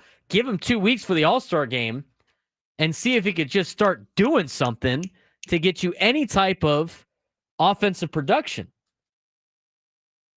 I want to take a deeper dive in it. We don't have time to take a deeper dive in that this hour. I want to do it next hour with the catching position, but there's a lot of questions that need to be asked. Brandon and Carlsbad, you're on the Braden Surprenant Show. What's going on, Brandon?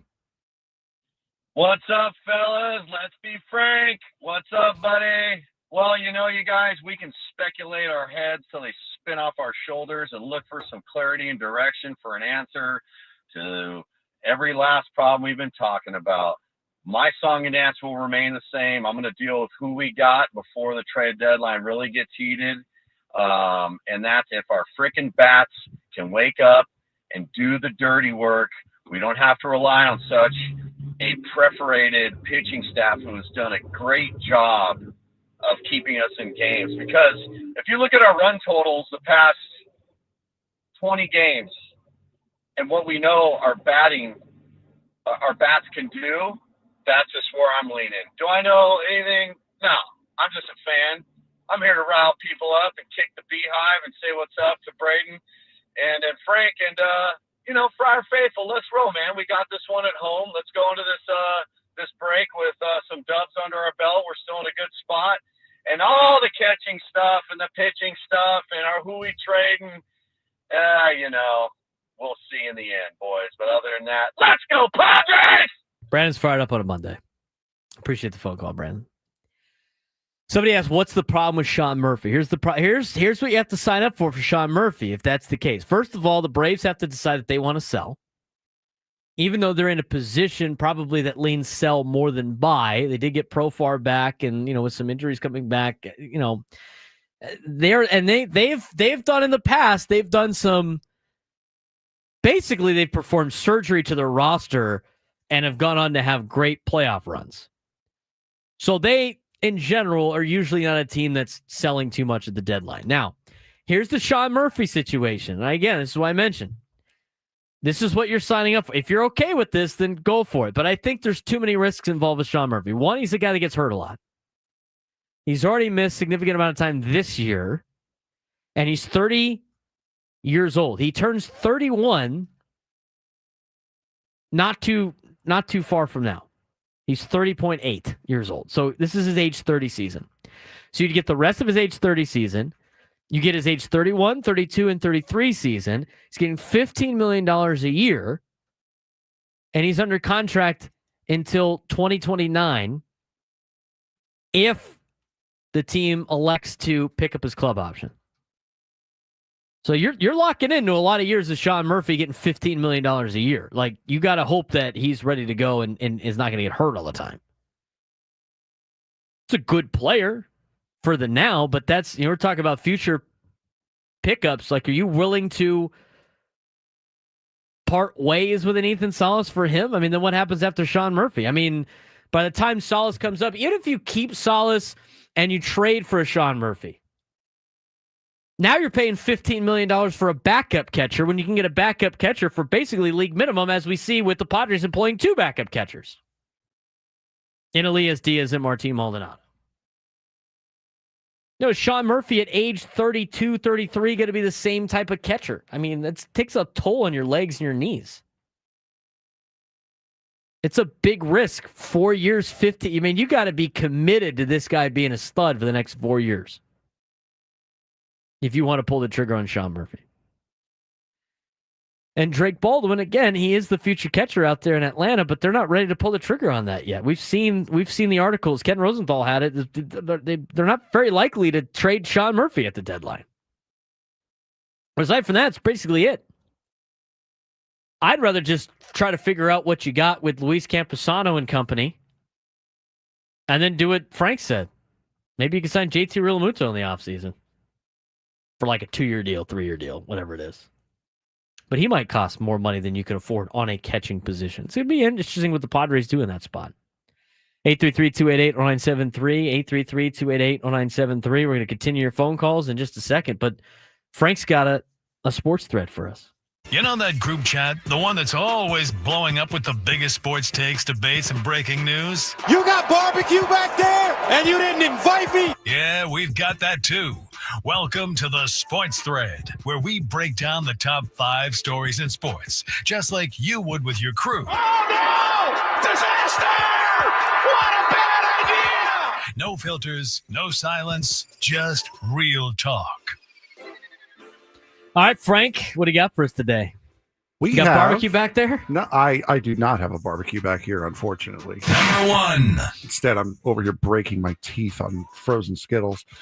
Anyway. Oh, is that what you kept saying? I just thought they were Skittles. They refrigerated Skittles? Yes. Oh, man. Because they're let those thaw, dude. Because they're in the vending machine. Yeah, the vending machine's refrigerated yeah. because it has sandwiches in there and stuff.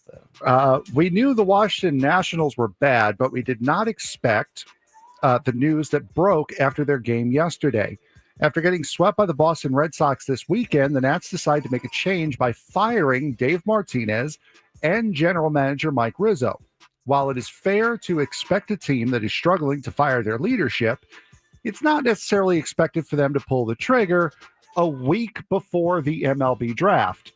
An MLB draft in which the Washington Nationals have the number 1 overall pick. What mistake was about to happen if they had to fire Mike Rizzo right before the draft? I don't understand that move. I don't get it. Unless he thought, unless they didn't like what they were trending to get a pick. He's got the number 1 overall pick. Padres fans have been talking about how great the trade was for the Nationals to trade away Juan Soto and bring in all these players. Rizzo did that. Rizzo won a World Series in 2019. They have all these great young players. What are they upset with? Are they upset that they're not competing for a wild card spot this year? Like, what are they upset with? I have no idea. The fact that they're firing Mike Rizzo and Davey Martinez right now is showing, and this is a brand new ownership, by the way. And they haven't, maybe because they haven't signed these guys, they haven't signed CJ Abrams to a contract extension. No. They haven't signed Mackenzie Gore to a contract extension. They haven't signed James Wood to a contract extension. Some of those contracts are coming up very quickly. Most notably, Mackenzie Gore and CJ Abrams. Mm-hmm. We could talk about that trade all you want and how Washington made out with some good players. But if they don't end up being Nationals, they go to the open market and free agency. That's a major loss for the Nats. It completely undoes the trade. Absolutely undoes the trade. Now, is the new general manager going to do what AJ Preller did when he became a new general manager, and get rid of some players that he didn't bring in that maybe he doesn't like? I mean, they did it with Trey Turner, did it with Max Fried. I mean, just saying, like, if they don't sign those guys to contract extensions, what are we doing? Yeah. By the way, this hour, Miguel Cairo, former major leaguer, has been announced as their interim manager. Number 2. We don't go to Formula One too often, but the story that came out of this week's Grand Prix was just too good to pass up. This weekend marked the halfway point of the F1 season with its yearly stop at Silverstone for the British Grand Prix. A wet and wild race saw Brit Lando Norris take his first British GP victory ahead of Oscar Piastri, who finished second. But the story was who finished third. Sauber's Nico Hülkenberg took his first Formula One podium after 15 years and 239 GP starts. Braden, we'd love to see parity in sports, but would too much parody make moments like these so much less special? You're saying if there was too much parody, there wouldn't be people that have missed out for 15 years and get that extra special win if they win it? Well, no, because if there's like too much parody, then then the underdog coming up and winning doesn't necessarily mean it's special. It's just a thing that happens. If everybody wins every single year. So basically what I'm saying is if every team, let's just say every team in Major League Baseball was in playoff contention every single year, wouldn't it make it less special if, like, say, the Rockies somehow magically went on a tear and made the playoffs somehow this year?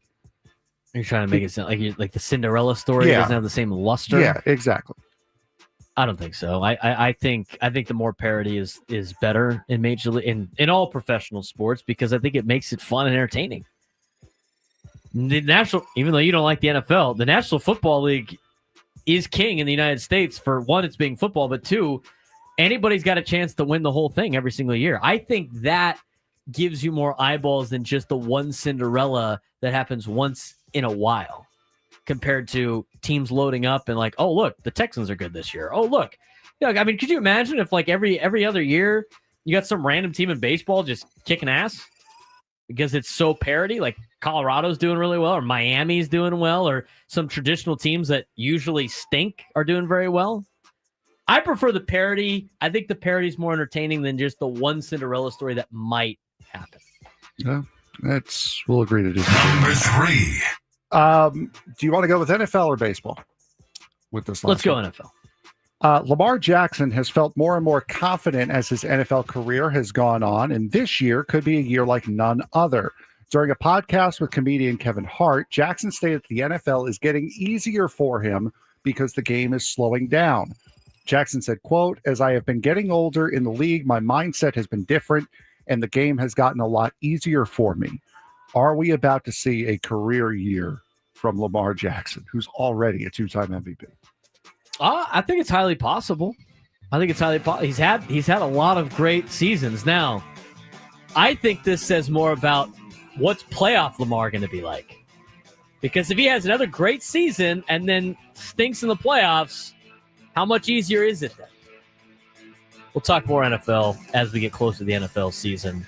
Next hour is great. We got a lot of teases we got to pay off when it comes to Padres baseball, like the catching situation and your phone calls. And could the Padres trade Dylan Cease? All to come. Braden Surprenant Show.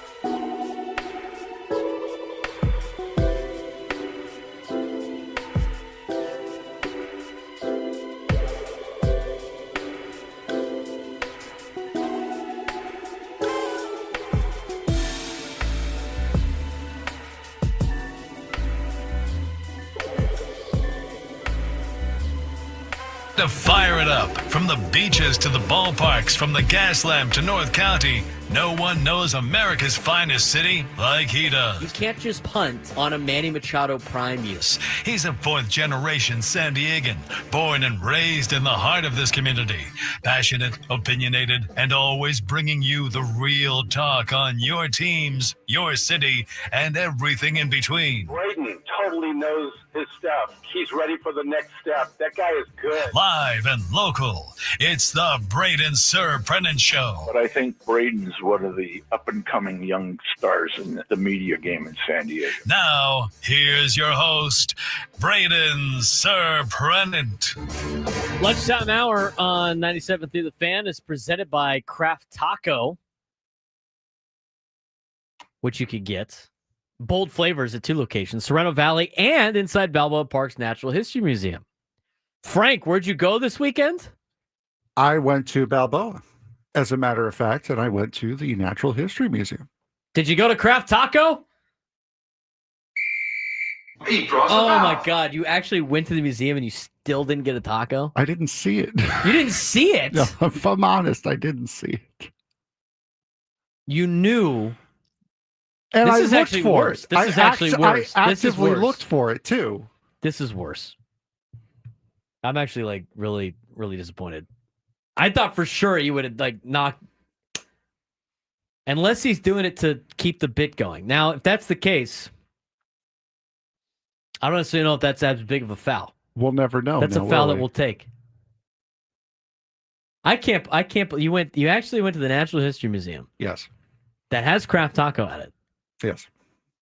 And you did not get a taco. I didn't see it. Couldn't find it. No. I saw the gift shop. I saw the little coffee stand that's off to the side right behind the reception desk. I did not see Craft Taco. Craft Taco. I looked for Natural it too. History Museum. The Nat amenities. See, Adam Paul even said it's not that hard. It's not easy to find at the Nat. I need a map. I'm looking at it says the Craft Taco. By the way, $24. Just inside the north entrance. I don't know which entrance I went to. They are located in the main right atrium, just inside the north entrance.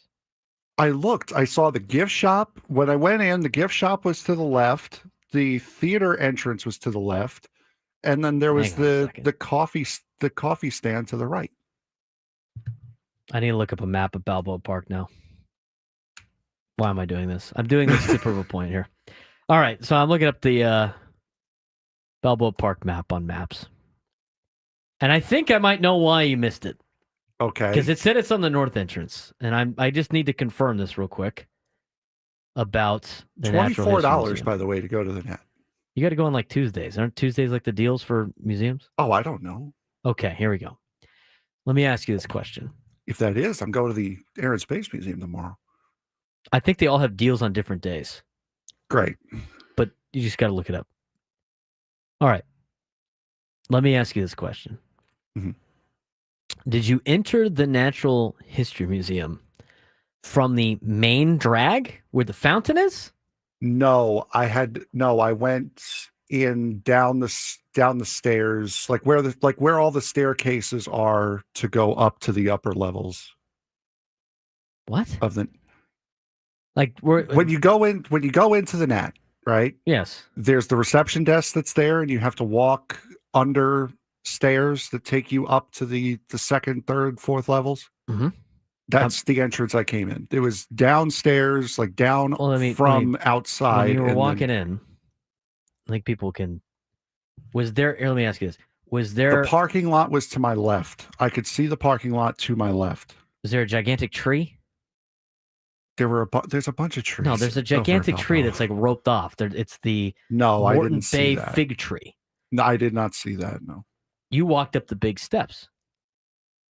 No, I walked from the parking lot Which down parking lot? to the Net. You talk about was it the parking lot next to the Net? Yes. Okay. And then you walked towards the fountain? Yeah, I walked in, and then there was the road, the little main road in the drag, middle. Yeah. right? El Prado. And then you walked into the Net. No. The main drag was on the other side of the Nat from where I walked in. So like you go the main drag. Pull up a map right now. I need you to pull up a map. So like there's the main drag. El Prado. That has the Prado on it. It has the Railroad Museum. It which has I the went Science to, Center. which I went to, by the way. Love the Railroad Museum. It's always great. And then I could see the Nat off to the left, right? You go across the road, and then there's the Nat to the left. Yes. I went on the entrance. I went in on the entrance at the other side. By the tree. By the fig lawn. Sure. Yes. So that's would be the one I went in. So I was going to give you the benefit of the doubt. If you went in from the Prado side, it would have given you the benefit of the doubt because that would be the south entrance. You even walk through the north entrance that has Craft Taco on that side. I was about to literally let you off the hook and be like, okay, if he goes to the south entrance, it makes sense why he wouldn't see the Craft Taco. You went in through the entrance that Craft Taco is at on the back side, and you still didn't see the place. I swear to you, I looked, and I swear to you, I did not see it. Go Aztecs has now put out a live bet. Over under 30 seconds, Frank made an effort to look for Craft Taco. No, I put in a solid effort. I walked the entirety of the bottom floor, and not the basement, but I walked the entirety of the bottom floor. I did not see it. Unless it was like at the back of the gift shop. I didn't go back there. Craft Taco is located in the main atrium just inside the north entrance. Now I need a map of the Natural History Museum. I should have that on the website. Right? Yeah, it should be on there. Learn and explore. This is great radio. I just can't believe. I was even going, okay, well, if you enter the south entrance, which would be the main entrance to this place, I can see how you would miss the Craft Taco if it's just inside the north entrance. But the fact that you went in the entrance that has Craft Taco, I cannot believe it. Yeah, no, I looked for it. I did. I genuinely looked for it. I asked Hamby. I texted Hamby before going there. Okay. I'm like, there's Craft Taco there, right? He's like, yeah, let's go have fun. So I looked for it. They have directions to the Craft Taco at the Nat. Like to get to the Nat, they don't have directions like inside the Nat. Apparently, they need those to get inside. I saw the price of the Nat and it was like, maybe not. But I did end up going. We went to the Nat and then I went to the Railroad Museum. I saw I had to pay another $20 for the Railroad Museum. Museums are expensive, dude. But because it was like there was like 20 minutes left before it closed, I only had to pay $6. So I was happy about that. I got a discount on my trains, in which I walked around like a 5-year-old saying, why can't you guys stay open longer? Because I'm enjoying the trains. All right, okay. Now I gotta. This is what we're gonna do. I'm gonna take a look here. I'm sharing the Google Maps page.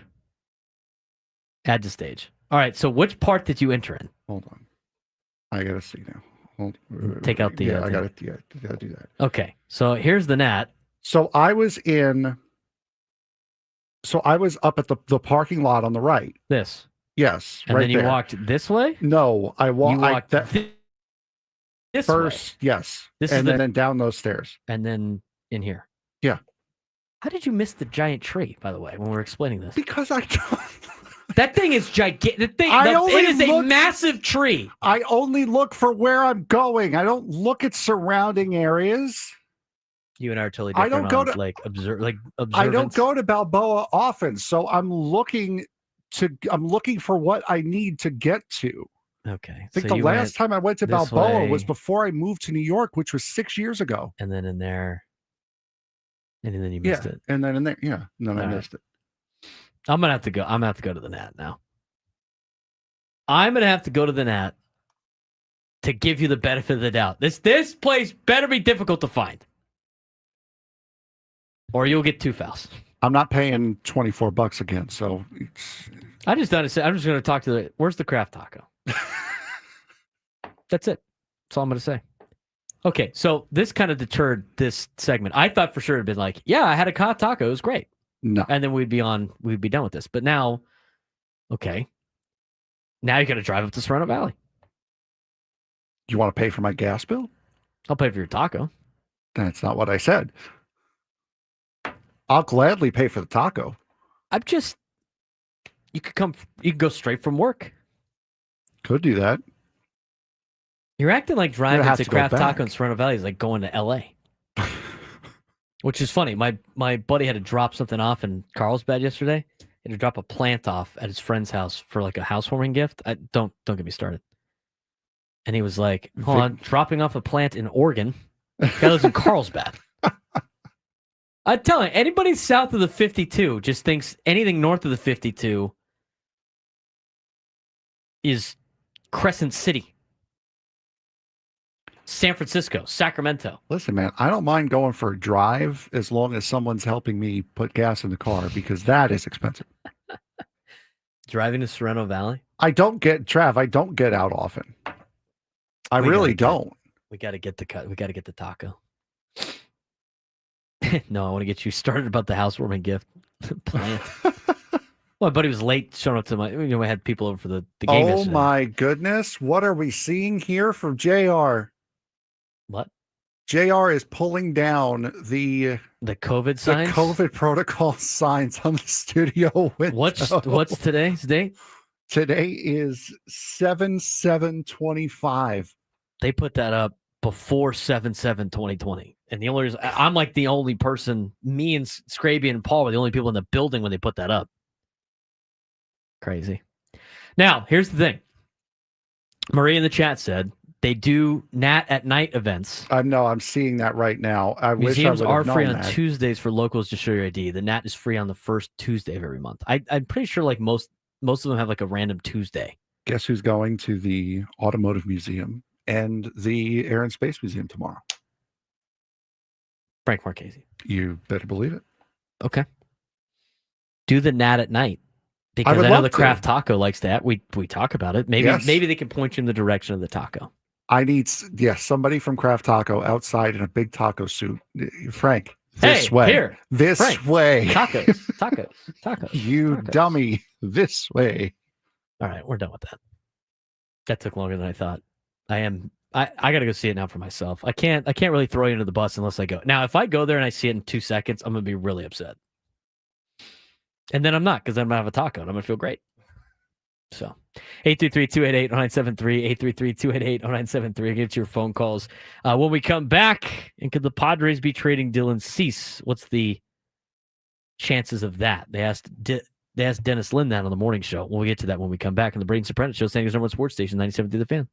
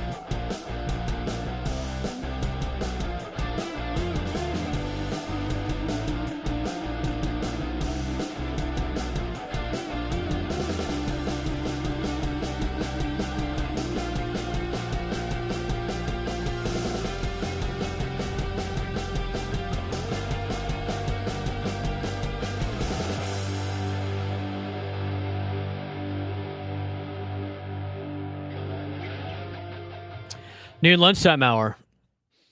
That took a wild turn. That was great, though. I enjoyed that. Like I said, I'm not going to lie on radio anymore. I got too many people with my sarcasm last time I said I've been to Craft Taco, so I'm not going to lie anymore. Sarcasm hour always hits. 833-288-0973, 833-288-0973. Now, I want to take a dive in this Dylan Cease thing. It was asked about. And here's the deal. Like the situation with Dylan Cease. He's having arguably his worst year he's ever had. At least from a statistical standpoint. So, as any nature of a fan, when some of your better players don't play well, it's immediate. I would try to trade him. Is there a possibility that the Padres could trade Dylan Cease? Because again, like you can never have too much pitching. I mentioned this before, not on the show, but I have talked about this. When you talk about like Robert Suarez probably not worth the kind of money that he might get in the offseason as a, quote, top closer. Now, whether or not somebody might give him that might remain to be seen. But I still think, despite maybe the season he's having, he still leads the National League in saves. He's got a high ERA. He's not even the best. He's probably like the third, maybe the fourth best arm out of the, quote, four horsemen that the Padres have in the back of their bullpen. I still don't think Suarez doesn't opt out. I think he's opting out at the end of the year. He's getting like $10 million or whatever it is. He's not getting a ton. I think if he opts out, somebody will give him a contract. Now, he is up there in age, so it's an interesting dilemma. I think if he does opt out, the Padres should be like, see ya. Which means if you think he's going to opt out, might be available for trade. And some people go, well, if he does get traded, if the Padres are willing to trade him and they're a contender, why would another contender pick him up? Because you can never have too much pitching. And it takes one. I mean, every organization thinks that they can fix arms if they can use the skills that the pitcher, that the player has, right? So, like, the Padres last year traded Enyel De Los Santos for Brandon Lockridge. That was a bullpen arm on a contending team to another contending team. Yankees won the World Series last year. They needed bullpen help. They flipped a prospect that's a depth guy in Brandon Lockridge for Enyel De Los Santos. He lasted there for like 2 weeks and they cut him. But that doesn't mean nobody's going to want him. There's going to be a contending team that would want him if you wanted to trade him. So the same thing could be said maybe about Dylan Cease, again, if he opts out at the end of the year. It only takes one team, as mentioned before, to pay Robert Suarez a top contract. I just hope it's not the Padres, and I don't think it will be them. So getting $8 million a year for the next 2 years, that's what he's continuing to do, Suarez, if he doesn't opt out of his contract. He's probably worth more than that to a lot of other teams that could use him as a closer. For the Padres, you better hope I'd rather have him opt out. So that flips it to Dylan Cease, who, again, is not having a great year, probably one of his worst years. He is a rental, which means you could theoretically part ways with Dylan Cease if you wanted to. And there's going to be a team or two that need pitching that might be like, maybe a new lease on life for Dylan Cease can help him. That's what they're going to view it as. Just like anybody else would view if the Padres were looking for pitching and they knew the track record of this particular player, Dylan Cease, on other teams, and maybe we can flip him. It happens in sports. So, the morning show, Ben Woods and Paul had Dennis Lynn on every Monday, and they asked them about the situation about Dylan Cease. Could the Padres potentially trade Dylan Cease at the deadline? Where do you get the sense that AJ stands on a guy like, I don't know, Dylan Cease? Is Dylan Cease pitching for the Padres after the deadline? And is it dependent on how Dylan Cease pitches like this week and next? Like if he goes out and continues this pretty bad stretch that he's been on, couple starts notwithstanding, is that a guy that they're going to look to maybe move and reload while also adding other pieces to try to make the playoffs? It's a good question. I think if he were here pitching much better, it'd be even like a tougher question to answer. But right now his value is not very high. So that kind of leads to more problems if you're going to trade him. But isn't he one of the low? Isn't he one of those guys though that you look at and you go, yeah, but it's a tweak here, it's a tweak there. He's still throwing 99. He's still Dylan Cease. Like the track record is good enough, and he's young enough and healthy enough that. But you're the Padres. You're saying that too. I know, right? But he's still Dylan Cease. So we need him for the playoff stretch in the postseason. I get it. I totally get it. I just really wonder, what the future is. I don't think it's here beyond this year, and I do think you could get some pieces back from even with a down year for him. Yeah, I think with AJ, you can never rule anything out. True. I know. I think AJ's thinking here is he first of all, he's hoping a bunch of other teams like start losing a ton, so they start actually picking up his phone calls and talking to him about players they could trade him. But with Dylan, yeah, it's really interesting. I guess I could, in theory, see it going either way. Yeah, maybe they do some combination of buying and selling, but this is a team that has put a lot of mileage on its bullpen, and they're just straight up they need Dylan to eat up a lot more innings, and they need him a lot more than what they could probably get for him, as opposed to it's too late now, but it's a lot. Usually, it's a lot better to try to trade one of these guys in the offseason when all 29 teams are going to want a guy like that. Well, maybe not all 29, but more like all 25. Maybe it's a lesson learned from. Yeah, maybe they should have traded Dylan Cease in the offseason, and still they probably still would have been in position to contend if he had pitched like this, because he's pitching well under his expectations, and they've gotten better production from guys they haven't expected as much from. So we'll see in the next few weeks, I guess. I don't think the San Diego Padres will trade Dylan Cease. I think you are better off hoping he turns it around than you are if you trade him and the return that you would get back. Because as Dennis Lynn mentioned, his trade value is not very high. You could talk about, like Ben said, and Woods. Woods was like, well, he's a and-but player, which is right. He's correct. But that and-but player is something that you can rely on if you're the Padres, right? You could sit there and wait, and-but, he has the track record. We can have this guy pitch for us at the end of the year.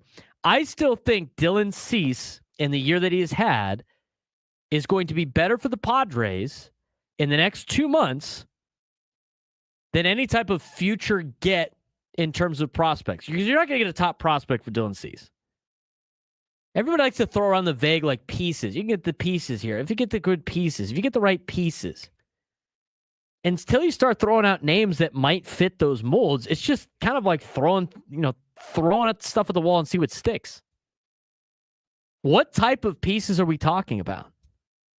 Are we talking about all-star type players, prospects that could be all-stars? Or are we talking about guys like Brandon Lockridge? It's probably somewhere in between. I mean, they flipped Enel de los Santos for a guy like Brandon Lockridge. Like, I don't think you're trading Dylan Cease at the deadline and getting Spencer Jones back. I don't think that's going to happen. I mean, that's going to incite the one Yankees fan that we have in the chat anyway that doesn't want Dylan Cease, but let's think about that for a second. Do you think you can get a Spencer Jones back? I mean, I've seen Spencer Jones play since he was 8 years old. I'd love to see Spencer Jones in a Padres uniform. But is Spencer Jones like a future all-star type, or is he just a future everyday starter? Like, who are you going to get for a rental of Dylan Cease in a time where Dylan Cease is not playing very well? I don't necessarily think you could get a top 100 prospect for maybe you can. I still think it might be more beneficial for the Padres to have Dylan Cease part of the rotation. Unless you want to really rely on Bergert and those guys in the playoffs, or at least one of them. Or you flip Cease and you try to get a top 100 prospect back, and then you use that to get another pitcher back. I mean, I guess those are other moves that you can make as well. The thing with the rentals, and the thing with some of these rentals, is I think there's this sense of we have to get something out. We have to get something in return. We can't let this guy walk. I think you can let players walk. I mean, sometimes you just got to let players walk. And it's okay to let them walk at the end of the year. Because the thing is, and here's what would really upset people. Let's say you trade him for a prospect. He figures it out with another team in the postseason, and the prospect you get back ends up being Aaron Cunningham. Some dude that you thought was going to be good that wasn't very good for the... those are the risks that are involved. At this point in time, I still think it's probably better off just to keep Dylan Cease than it is to try to get something in return. Because I think it'd be better to probably get a compensation pick after he declines a qualifying offer than it is to potentially trade him and get some prospect back that obviously is somebody that the organization that's trading him doesn't think that highly of. 833-288-0973, 833-288-0973. Speaking of trades, our young GM was called in. Davis in San Diego. Davis, what do you have for me today? I got a trade with the Orioles. All right. Well, we're off to a good start, Davis, because the Orioles can solve a lot of the Padres' problems. What do we got today? So Ryan O'Hearn, he's a free agent next year, so he's a rental, but he's only making he's a rental. $3.5 million. He's a rental that plays first base, could DH, and could potentially play in the outfield. He is a lefty, though. So that is something to consider. Mostly right field. I think he can play in the left field, too. Right. All right. So the Padres get O'Hearn. Who else? Orioles, since they need bullpen, Yuki Matsui, and Austin Krob, who's a young pitching prospect. Okay, so you get a bullpen piece that's under contract for a couple of years. Not one of the better ones, but one that's under contract for a couple of years, is a left-hander. And a future pitching prospect. And is that the trade? Yeah. You might have to throw one more piece in there. You might have to give him a different bullpen piece. It's not a bad idea. That solves one of the problems. Now, he's a left-handed hitter, which, if you make that move, you got to get somebody else to be a right-hander, because the biggest problem that the Padres have had has been hitting left-handed. Anyway, I like it, though, Davis. Davis has gotten better on every single trade. Now, I still think that trade probably favors the Padres more than it favors the Orioles, because I don't know how valuable Yuki Matsui is. He might be valued to Dodger fans because he's done well against the Dodgers, apparently. 833-288-0973, 833-288-0973. We're going to take a quick break, and we're going to talk about the catching situation, and we need a contestant for our game today. The Midday Sports Standoff. We need a contestant for our game today. If you call in and take me down in sports trivia, you will be qualified for a chance to win a grand prize, a 2-night stay at Park MGM Las Vegas, 2 tickets to Motley Crue on September 19th, and a $100 gas card. Catch Motley Crue's Las Vegas residency at Dolby Live at Park MGM September 12th through October 3rd. Tickets at Ticketmaster.com. We have a giveaway in the 1 o'clock hour that's different that we'll get to as well. But when we come back, what to make of the Padres catching situation on the Braden Surprenant Show, San Diego's number one sports station, 97 through the Fan.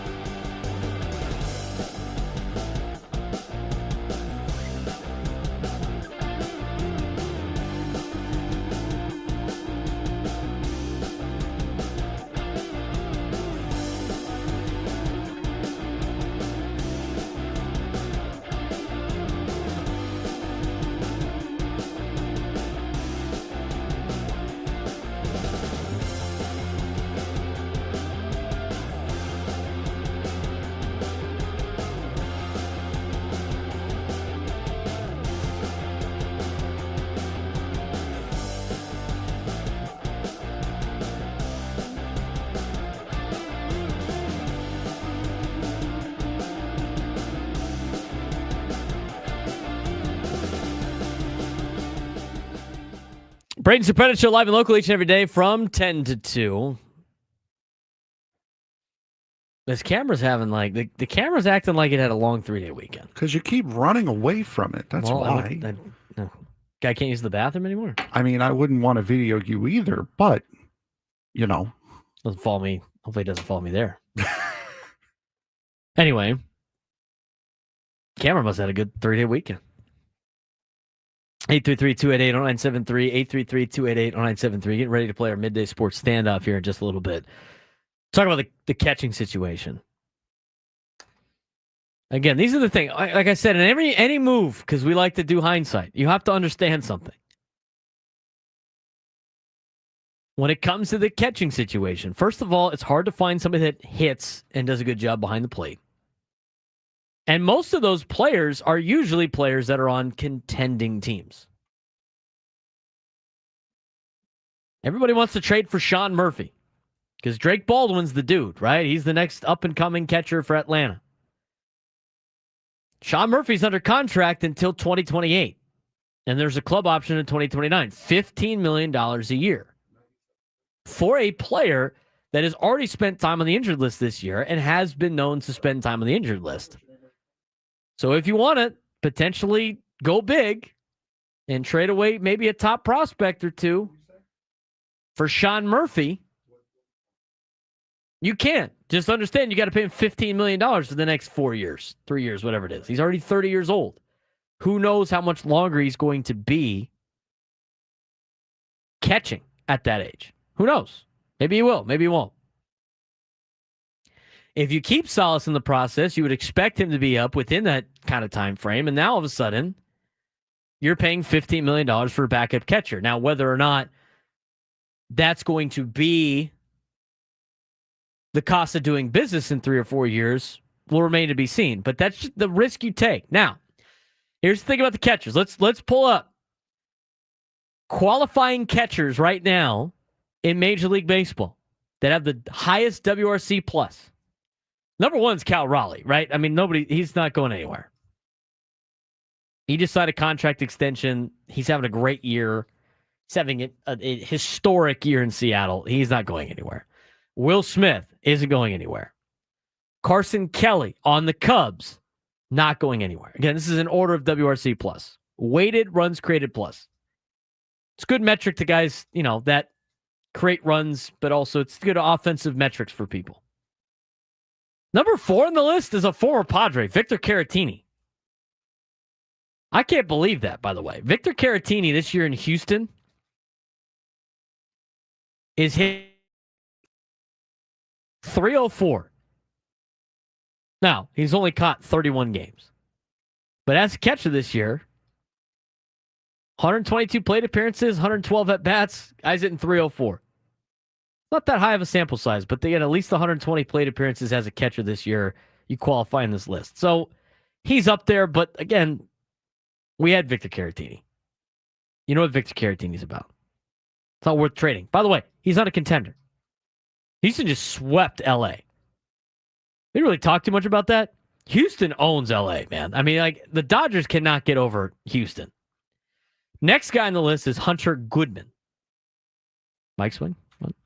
Oral Hershiser as well, embarrassing himself on Friday, I believe it was. What was the day? I think that was Friday. Was it Saturday? When they won 18-1. That was Friday. It was Friday. It was a great 4th of July for a lot of people. It was fantastic. It was a great 4th of July. Oral Hershiser trying to explain away, I believe it was Kasparis who was pitching at that point. Yeah. Oh, it don't mean to bring up bad memories. It just looks like they know what he's throwing. Stop Come it. on, man. Stop it. Child. Shut up. Embarrassing. It's embarrassing. Number 5 on the list is Hunter Goodman. Young catcher for the Rockies, who has done very well offensively this year. I don't know how much of that is Coors Field. Are the Rockies going to give up on him? I mean, maybe.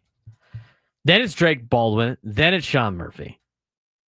Carlos Narvaez, Boston Red Sox. Alejandro Kirk, Toronto Blue Jays. First place Blue Jays. Edgar Cuero for the Chicago White Sox. He's only had 151 plate appearances. Most of those guys are on contending teams. Most of those players are on contending teams. Tells you everything you need to know about catchers that can rake. They're usually on teams that are contenders. There's not a lot of them available. The Astros have 2 guys in the top 11. Yainer Diaz, who spends the majority of his time catching, he's the Astros' predominant catcher. He's got a 113 WRC plus. Then it's Jose Trevino of Cincinnati. Then it's William Contreras of Milwaukee. Matt Thaiss on 2 teams. Austin Wells, Gabriel Moreno. You're in the kind of 100 spot.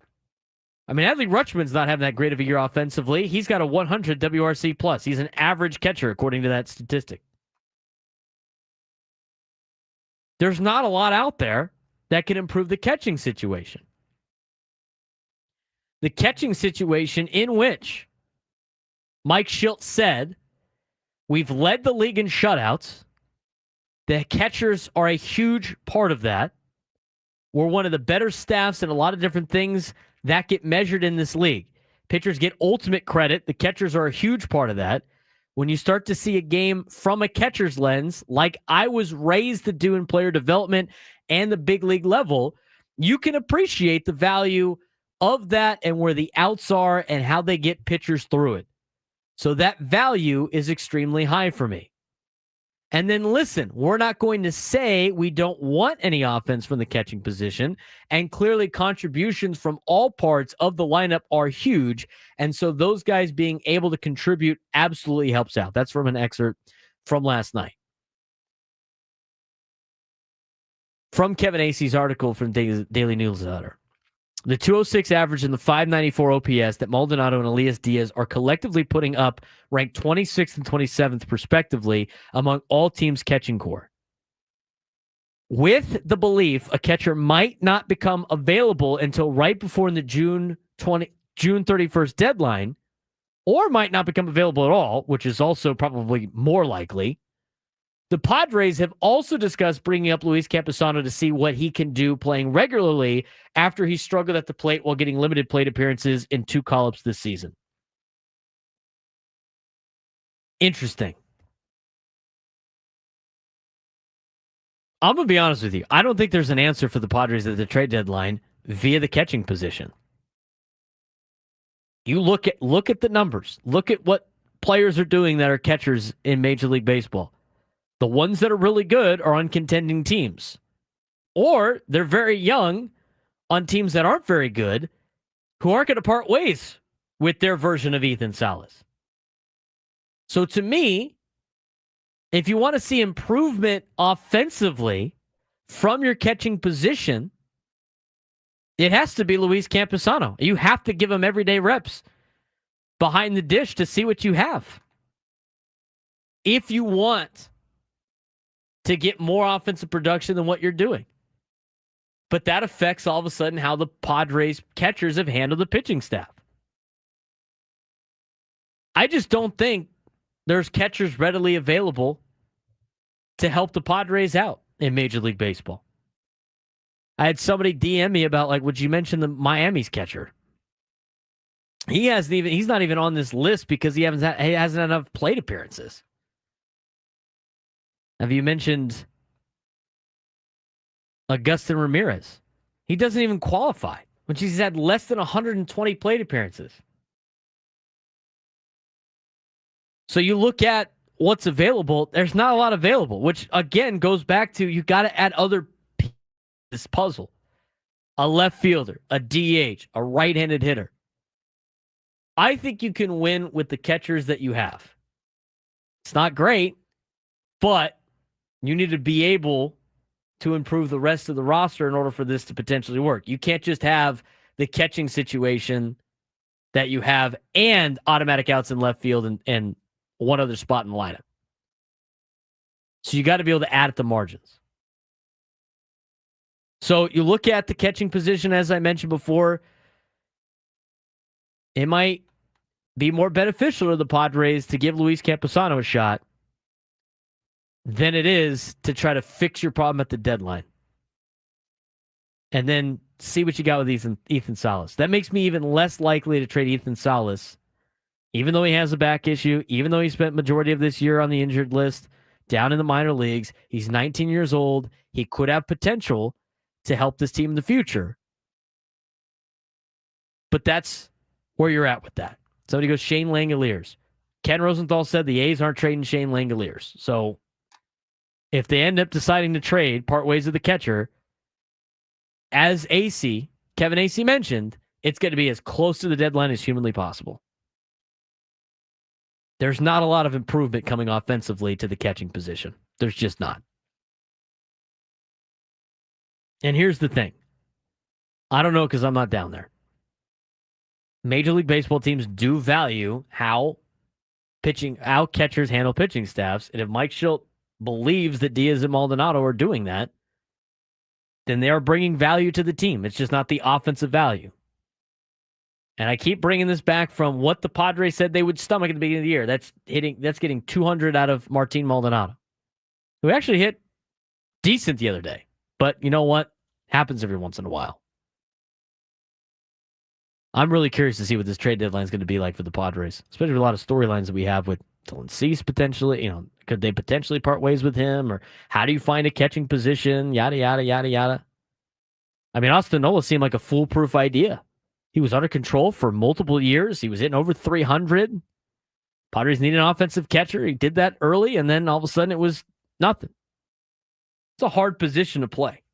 It's a very difficult position to play. And the ones that are really good that could do both receiving and on the offensive side, those guys come up to the organizations and they stay in those organizations because organizations understand how much of a unicorn they are. It's time to get to our Midday Sports Standoff. Welcome to Midday Sports Standoff on the Braden Surprenant Show. I can't believe what I'm seeing right now. The ultimate head-to-head battle where sports knowledge and quick thinking collide. No, it's no good. Are you kidding me? Contestants will go toe-to-toe with Braden in a sports trivia deal where every correct answer brings them closer to victory. Down the sideline! Wow! Unbelievable! But 3 strikes and it's game over. This is not Detroit, man. This is the Super Bowl. Can you outsmart Braden? The Midday Sports Standoff starts now. All right, Frank, who's playing today? Today we have Jim in Chula Vista. Jim, how are you doing today, bud? Good. How are you? Good. All right, so today's topic, we're sticking with Major League Baseball. It is MLB teams named after animals. So that is your topic today. 3 strikes. All right. You have 3 strikes, and you have the first guess. Tigers. Detroit Tigers would be 1. Lions, Tigers, and Cubs. Oh, my. The Cubs. Cubbies. Jim. Orioles. Baltimore. Braden. Stick with the birds. Go Blue Jays. Got 4. Jim. Cardinals. 5. Braden. The Rattlebacks, the Arizona Diamondbacks. Going down to the wire. This one's going to be, if you miss one, you're in big trouble. Jim. Hang on. Oh, no. Don't go looking it up. We got one answer left, right? I'm not looking it up. I'm thinking. Got 3 answers left. 3 answers left? How many are there? 7 total? We have 7 now, so it'd be 10. Did they already say Blue Jays? Oh, no. Braden said Blue Jays. Sorry. Braden said Blue Jays. My bad.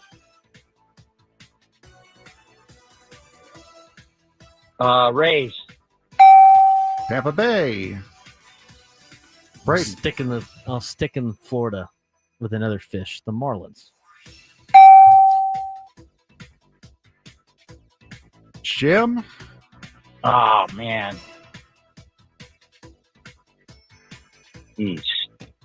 Looking through it, I believe we're on the last one here.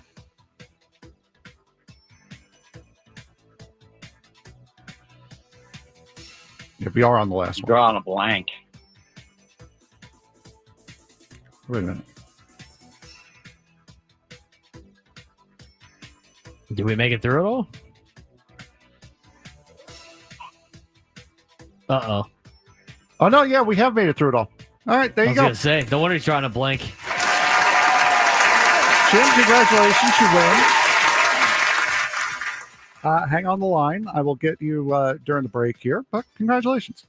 First qualifier back in our normal time slot. Perfect string, too. I had to miscount it on my answer sheet, so I had to go back and make sure. I said Marlins Rod in the chat. Somebody goes, Phillies are horses? No.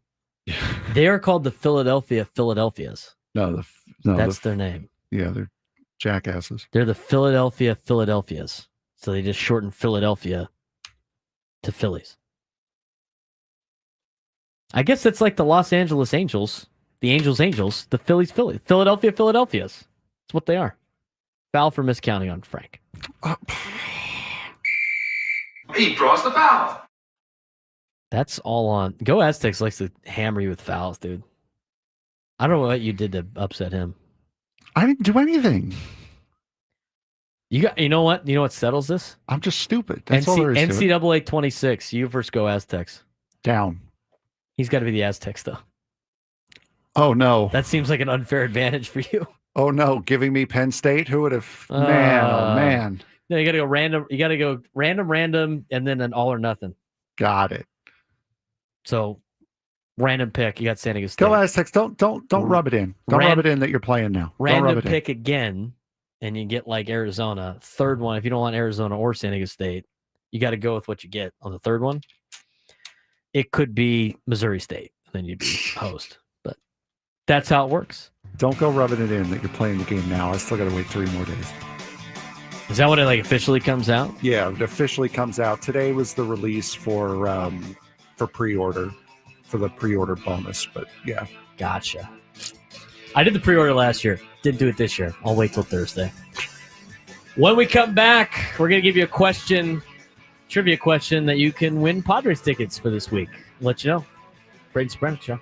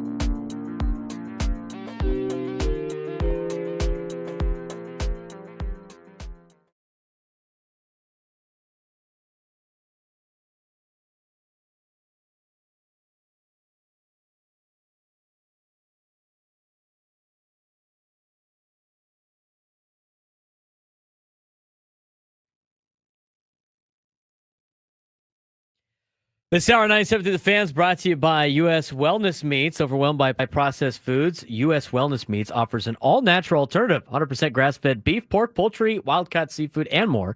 Shipped free from family farms. Get 20% off your first order at uswellnessmeats.com. Braden Surprenant Show. Final hour of the Braden Surprenant Show on a Monday. Padres Diamondbacks for 4 straight days here in San Diego to continue one of the longest road trips of the year for the Padres. Sorry, longest homestands of the year for the Padres. 4 here against Arizona after 3 against Texas, and then 3 more coming against Philly for the Padres hit the All-Star break and then start the second half of the season on the road. This Diamondback series is very important for Arizona. Very important for Arizona. Arizona is currently 11.5 games out of the National League West, puts them in 4th place, which honestly is surprising to me at the beginning of the year. Sometimes I said the team you got to worry about the most going into the season was Arizona. Arizona is the team that you're going to have to beat night in and night out. These games against Arizona are very important. You could talk about trying to track down the Dodgers all you want in the National League West to try to win your first division title since, I don't know, was that 06, 07? But the team that's going to stand in your way for a wild card position was going to be the Arizona Diamondbacks. Arizona's obviously had a very disappointing season. Most of that is the fact that the Arizona Diamondbacks have had multiple injuries to their starting rotation and their bullpen, have had injuries to their core group of players. Corbin Carroll, the latest injury bug for Arizona. And so now they're sitting at, as I mentioned, 11.5 games out of the National League West, in 4th place in the NL West. They're currently 3.5 games out in the wild card. Mounting injuries and losing baseball have put them in a position where they are teetering on from being competitive in the second half, trying to compete for a playoff spot, to maybe we should pivot and sell at the deadline. When it comes to buyers and sellers at the trade deadline, I think everybody's situation is vastly different. I think when you weigh whether or not you're a buyer or seller is more than just wins and losses. I think it's window of opportunity and who's under contract. You look at the Arizona Diamondbacks. They do have some young players, and they have some players under control, but they have a lot of rentals this year. A lot of rentals this year. A lot of rentals that are having some pretty good first halves. I think the one that jumps off the page is Eugenio Suarez. Eugenio Suarez is a free agent of the year. He's 34 years old. Guy's having a monster season. I mean, monster season. So far this year, Suarez for Arizona has a 2.6 WAR, 28 home runs already, 252 average. It's all right, but he's hit the ball over the fence, and he's driven in 73 runs.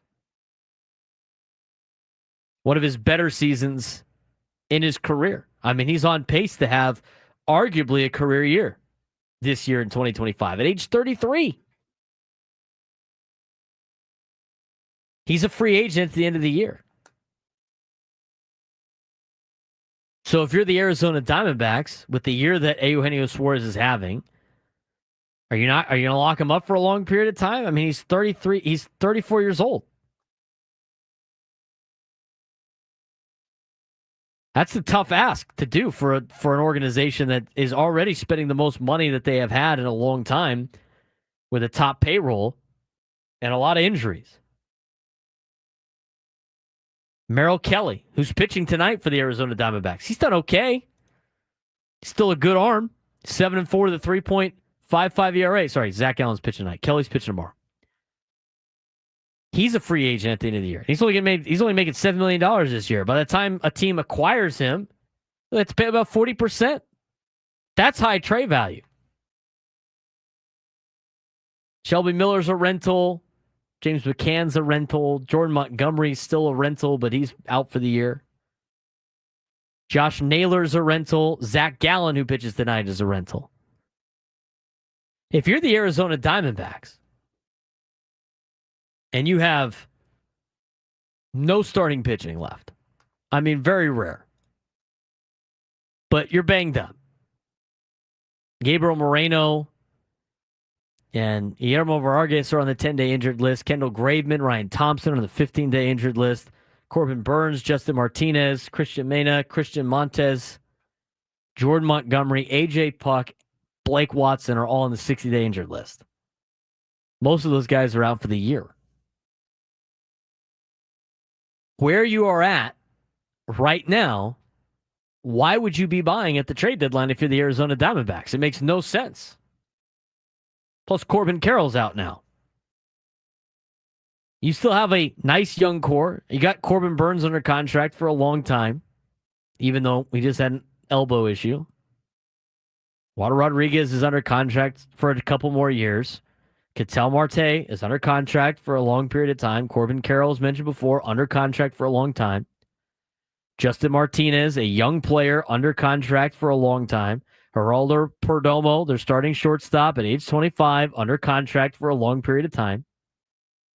Brandon Pfaadt, one of the starting pitchers, under contract for a long period of time. They have a young core. So if you're the Arizona Diamondbacks, do you want to give up on this young core that you have with some of the reinforcements that are coming up by trying to acquire all of these positions to fill needs? Or should you punt on the second half of the season and load up with even more players and go after it again in 2026? This question could be answered at the conclusion of this week. I said at the beginning part of this segment, Arizona's 44-46. They're 2 games under 500. They're 3.5 games out of a wild card spot and 11.5 games out of the National League West. The Padres could theoretically knock them out this week with a good week against Arizona. You take 3 out of 4 from the Arizona Diamondbacks, you probably don't have to worry about Arizona the rest of the season, except for when you play them. It might force Arizona to sell at the deadline, which, with guys like Suarez available and Josh Naylor and Merrill Kelly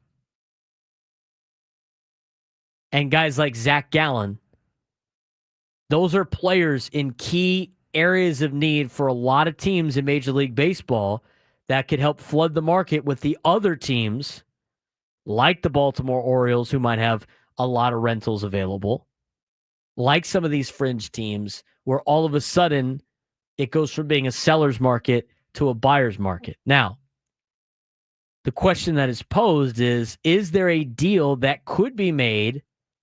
And is there a package you'd be comfortable with trading inside the division? For me, I don't really care about trading within the division because I'm focused on, if I was the general manager, and as a lot of teams are focused on, making their team as good as possible. Focused on the Padres getting better. If the deal with the Diamondbacks, if you can make a deal with the Diamondbacks that makes the Padres better and makes the Padres better long term, then you're in on that. More than just, I don't want to make I'm trying to prevent them from potentially beating us. If you're making your team better and you're focused on making your team better, trades within the division should never scare you because you know you're making your team better. You might make your opponent slightly better. But if your move that you make with division is making your team better, you don't care what the other teams do. And here's the thing. When you part ways with players, there's no guarantee that they won't end up in the division. We've seen that numerous times for the San Diego Padres. I mean, how many times have the Red Sox sent players to Los Angeles that were former Padres or that have helped the Los Angeles Dodgers? I mean, it's going to happen. I don't think there's a trade available for the Padres with Arizona. I don't think they can acquire Eugenio Suarez. even though he could probably help. I don't think they can find a deal for Josh Naylor. I think if the Padres end up with Josh Naylor in a Padres uniform for a second time, it would be in free agency more than a trade. Merrill Kelly, Zach Gallen, kind of same thing. But where I do think this helps the Padres is them flooding the market, which might make players like Ryan O'Hearn or players like Cedric Mullins, and I'm just using them as examples because those are players that are, in the Padres' wheelhouse for rentals and position players that they need. That could lower the price for some of them if you flood the market. So this week is an important week for the Padres for two reasons. One, knocking out the Arizona Diamondbacks and pushing them to be sellers at the trade deadline. That eliminates another team of competition that you're competing with for a wild card spot in the second half of the season. That's a major plus. Number two is you could be helping your own cause in terms of acquiring talent at the trade deadline by having the Arizona Diamondbacks pivot to sell their rentals, flood the market. I think that helps the Padres very much so. Tonight, it is Zach Gallen of Arizona, 6-9 with a 5.45, and the return of Yu Darvish. We'll talk more about that later on in the 1 o'clock hour. I do want to get to a clip that we played earlier in the show, talk a little bit more about the Padres trade situation. We'll talk about the Padres offense and why I think it's, positive things are coming, and a little bit more on the pitching staff. But we need to give away tickets to Padres Diamondbacks coming up Wednesday. It's a night game. First 40,000 fans will receive a Padres City Connect straw hat. Get tickets at Padres.com/tickets. If you call in and answer this trivia question, what Hall of Famer in Major League Baseball played for both the Arizona Diamondbacks and the San Diego Padres? I'll even make it more specific. He played 3 years for San Diego. He played 1 year for Arizona. If you call in, 833-288-0973, 833-288-0973, and mention that player's name, you will win tickets to Wednesday's contest. Give us a call. Frank will answer your phone call. If you answer correctly, you will win the tickets. We'll talk more about the Padres offense when we come back. San Diego Someone Sports Station 97 through the Fan.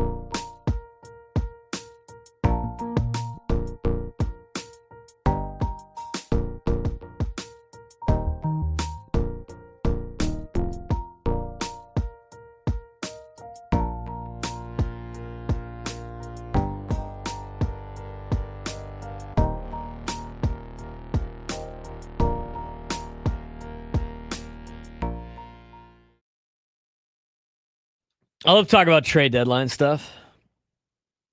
It's fun to talk about a lot of these potential moves that have made, and then the storylines behind them. There's a great article today, and we're going to get to it. Who won the tickets? Pablo and Chula Vista won the tickets. Congratulations, Pablo. Roberto Alomar was our answer. Mm-hmm. He is the Hall of Famer that played for both the Padres and the Diamondbacks. Played 3 seasons for the Pods, 1 season for Arizona, had a 12.2 WAR in San Diego, 0.1 WAR in Arizona near the end of his career. Trade deadline time is insane. So ESPN put together this article, and it's pretty good. And there's a lot of stories on there. Jesse Rogers wrote it. Did a lot of time and effort into getting some of these stories from former GMs, current GMs, everything like that. And so I'm scrolling through earlier today, and there's one about the Padres, and we were talking about the catching situation, right, earlier today. So we're talking about the catching situation, and there's not a lot of catchers out there. Now, we brought up Austin Nola. Let me ask you this question, Frank. Would you trade for a catcher right now who is hitting 306 with a 151 OPS plus? 10 times out of 10. Who's under control for the next 4 years? Absolutely. Even if it might cost you a lot. Yes. You would do that. Mm-hmm. Austin Nola at the time of the trade in 2020 was hitting 306 with a 151 OPS plus. Under control for 4 years. Doesn't always work out. Oops. So they're telling these stories about how these trades happen. Again, a lot of these come down to the wire. So Jerry DiPoto. This is what it says from Jesse Rogers' article. Trader Jerry, as DiPoto is known, and this is the second one that he has in here. He has two trade stories with the Padres. One is about when he was with the Angels acquiring Ernesto Fieri for Alexi Amarista and somebody else that I'm blanking on his name. That's an interesting story. Trader Jerry, as DiPoto is known, was at it again during the shortened 2020 season, now working for the Mariners. And again, it was the San Diego Padres on the other end of the phone. San Diego had a really good team and was looking for some specific help, as we all remember. Quote from DiPoto. They were trying to fortify, and they needed a catcher. Quote, we had Austin Nola, who was going bananas for us in that short season. As mentioned previously, Austin Nola, at the time of the trade, was hitting 306 with a 151 OPS plus when A.J. Preller called DiPoto. I remember bringing it up on the show back then. On the show when we were on, that I was on, back then, I said, go get Austin Nola. Guy's hitting 306 with 151 OPS plus. He's under control for a long time. He's part of this. Mariners are rebuilding. They don't need him. He's an older player. He's already I think he was 29 years old at the time, maybe 30 years old. They're not going to, he didn't fit their window. DiPoto goes on to say, we were in full rebuild mode, but didn't have much interest in moving him simply because it's a tough position to fill. And he's a great makeup guy, DiPoto said about Austin Nola. Have we not been discussing that for the last 2 to 3 hours? It is hard to find a catcher that can bat at 306 with a 151 OPS and be a good guy behind the dish. Preller wouldn't take no for an answer, according to this interview. Again, we don't know. A.J. Preller was not quoted in this, so I don't know his side of the story, but this is in the article on ESPN.com. Go check it out. There's a lot of interesting stories in here. So DiPoto didn't really want to trade Austin Nola, and A.J. Preller would not take no for an answer. This is 2020. I mean, Padres fans are clamoring at an opportunity to make the playoffs for the first time in a very long time. They needed a catcher. Padres acquired 2 that deadline, by the way. Quote from DiPoto. He threw out a slew of names and said, we will overpay. This is what DiPoto is saying. Preller told him on the phone. We will overpay. And he goes, AJ is that way. That's something to know about this trade deadline. DiPoto says he threw out a slew of names and said, we will overpay. Quote, AJ is that way. AJ gets a sniff on a player that he wants. Anybody part of the Padres organization, be ready to pack your bags.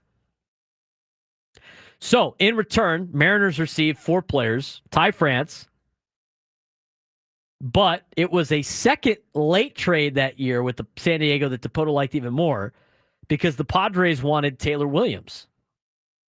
Quote from Dipoto, after doing the first deal, we're inside of 10 minutes until the deadline. We've asked for a number of mainstream players. Padres said no. But they had a guy in their farm system who had thrown 1 inning as a minor leaguer after being drafted the previous year. Then COVID hit. That was Matt Brash. We were so close to the deadline that I heard AJ cup the phone and yell, Brash, to one of his assistants. Then he gets back on the phone and says, we'll do it. Quote, it's the only deal I've ever done without seeing the medicals. There was no time, but Brash has been good for us. It's a very interesting story about the trade deadline in 2020. There's more of these in there. There's not. That was the only one that involved the Padres and AJ Preller. We will overpay for a catcher that's hitting like that. I'm curious what an overpay would be right now for anybody. I mean, what do the Padres have arsenal-wise to overpay with?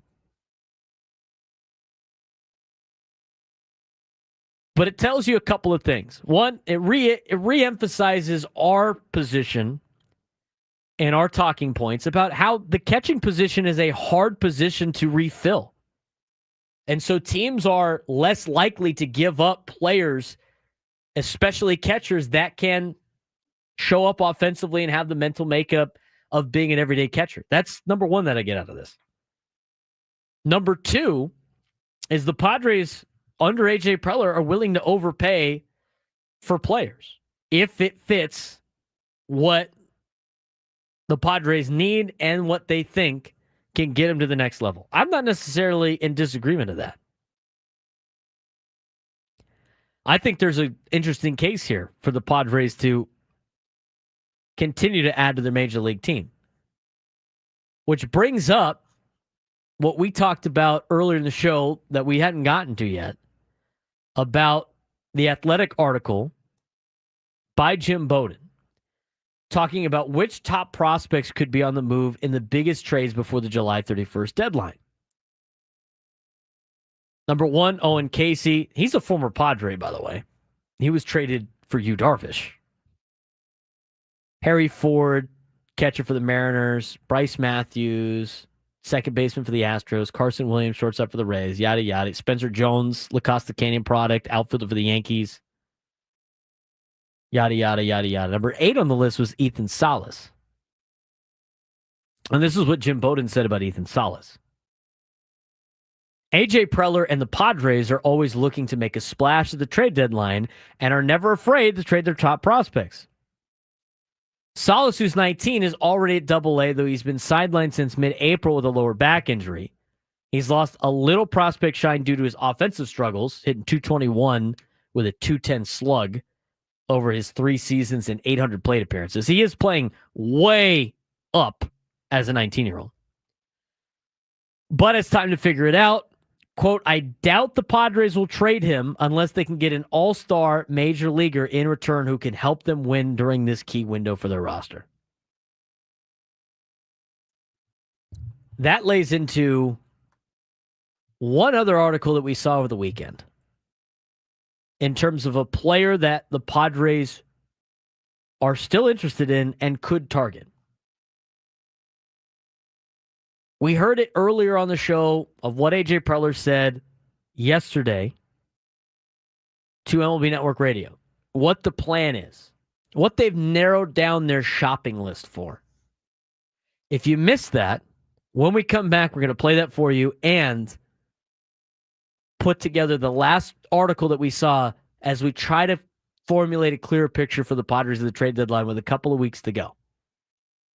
All coming up next on the Braden Surprenant Show. Final segment of the day. San Diego Summerwood Sports Station 97.3 The Fan.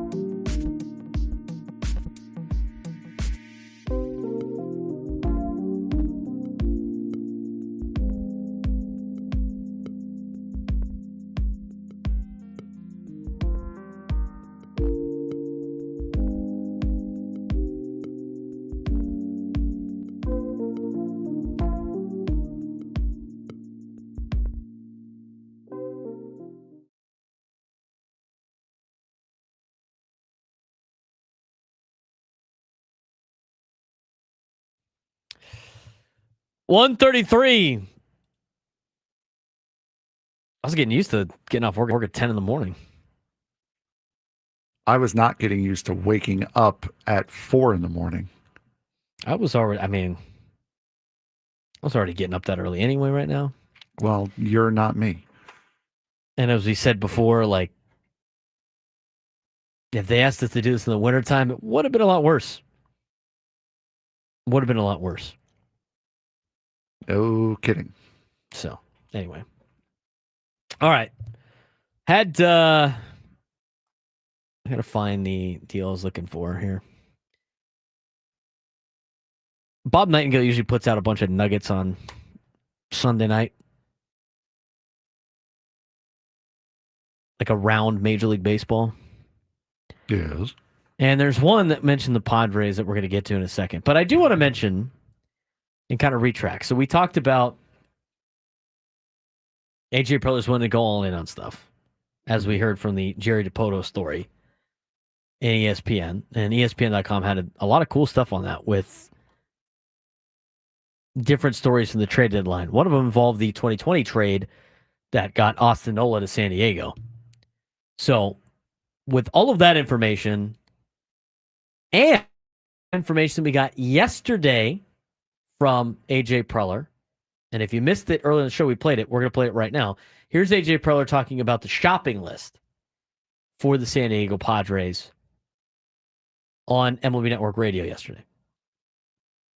But again, I think the biggest thing is, from my standpoint in this chair, we're prepared because we've got great scouts, analysts, staff, coaching staff that, they all participate in the process. We feel like we have a pretty good pulse on the league and who's out there. It doesn't always mean you're going to make great decisions, but I think we're in position, with talented players in our organization, both at the major league and minor league level, to at least be in these conversations. And then you got to, as a GM, evaluate like how realistic it is that your team can win and contend, and then try to weigh that out versus future, and wanting to make sure that's a sustained run. So, we've had the chance here, over the last 5 years to be in 3 playoff runs, and we've had 5 in a row where we've been in the mix till the end. And at the end of the day, we'll look at our team here this year. Getting Darvish King back would be huge. The bullpen's been strong. We've got a lot of different weapons in the pen.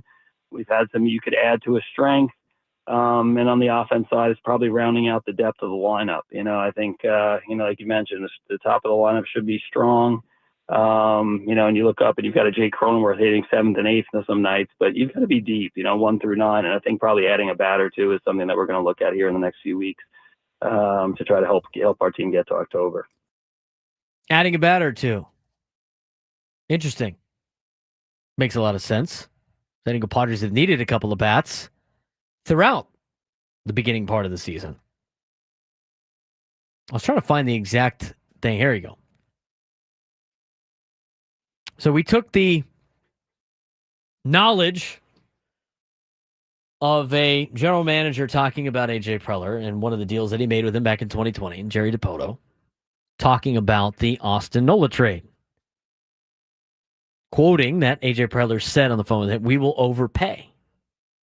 Again, this is just from DiPoto. We didn't hear A.J. Preller's side of that story. And he goes on later in the article to be like, A.J. is that way. He's willing to overpay to go get something.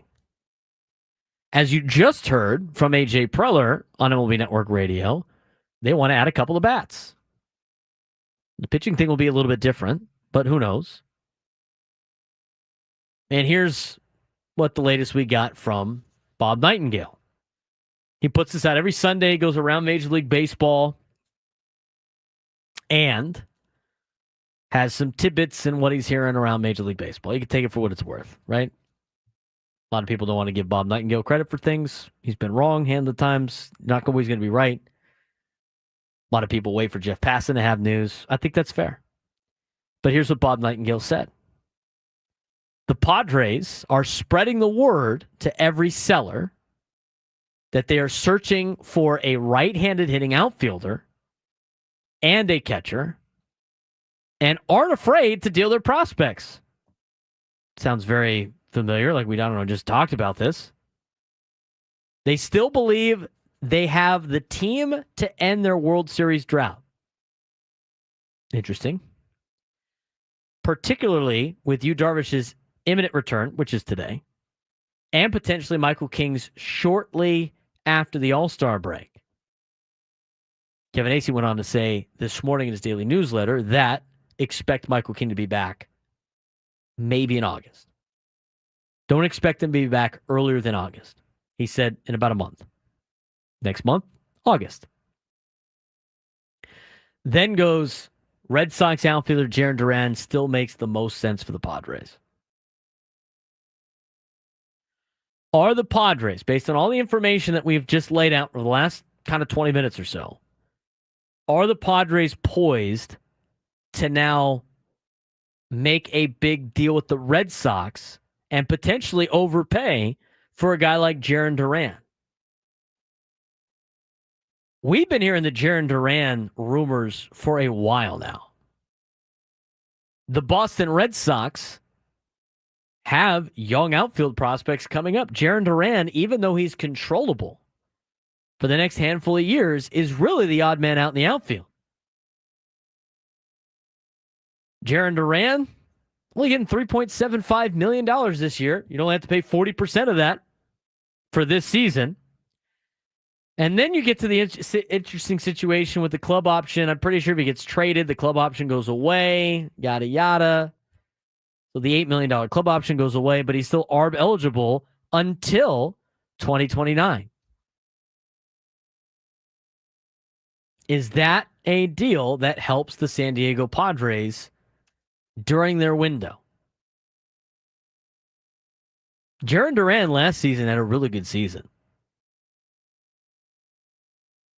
He had a all-star level year. Jarren Duran last year was really good. It was his only all-star year. He had an 8.7 WAR. That's absurd at age 27.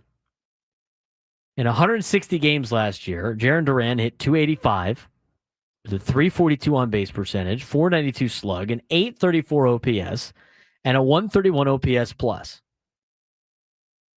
14 triples last year, 21 homers, 48 doubles, drove in 75 runs, stole 34 bases,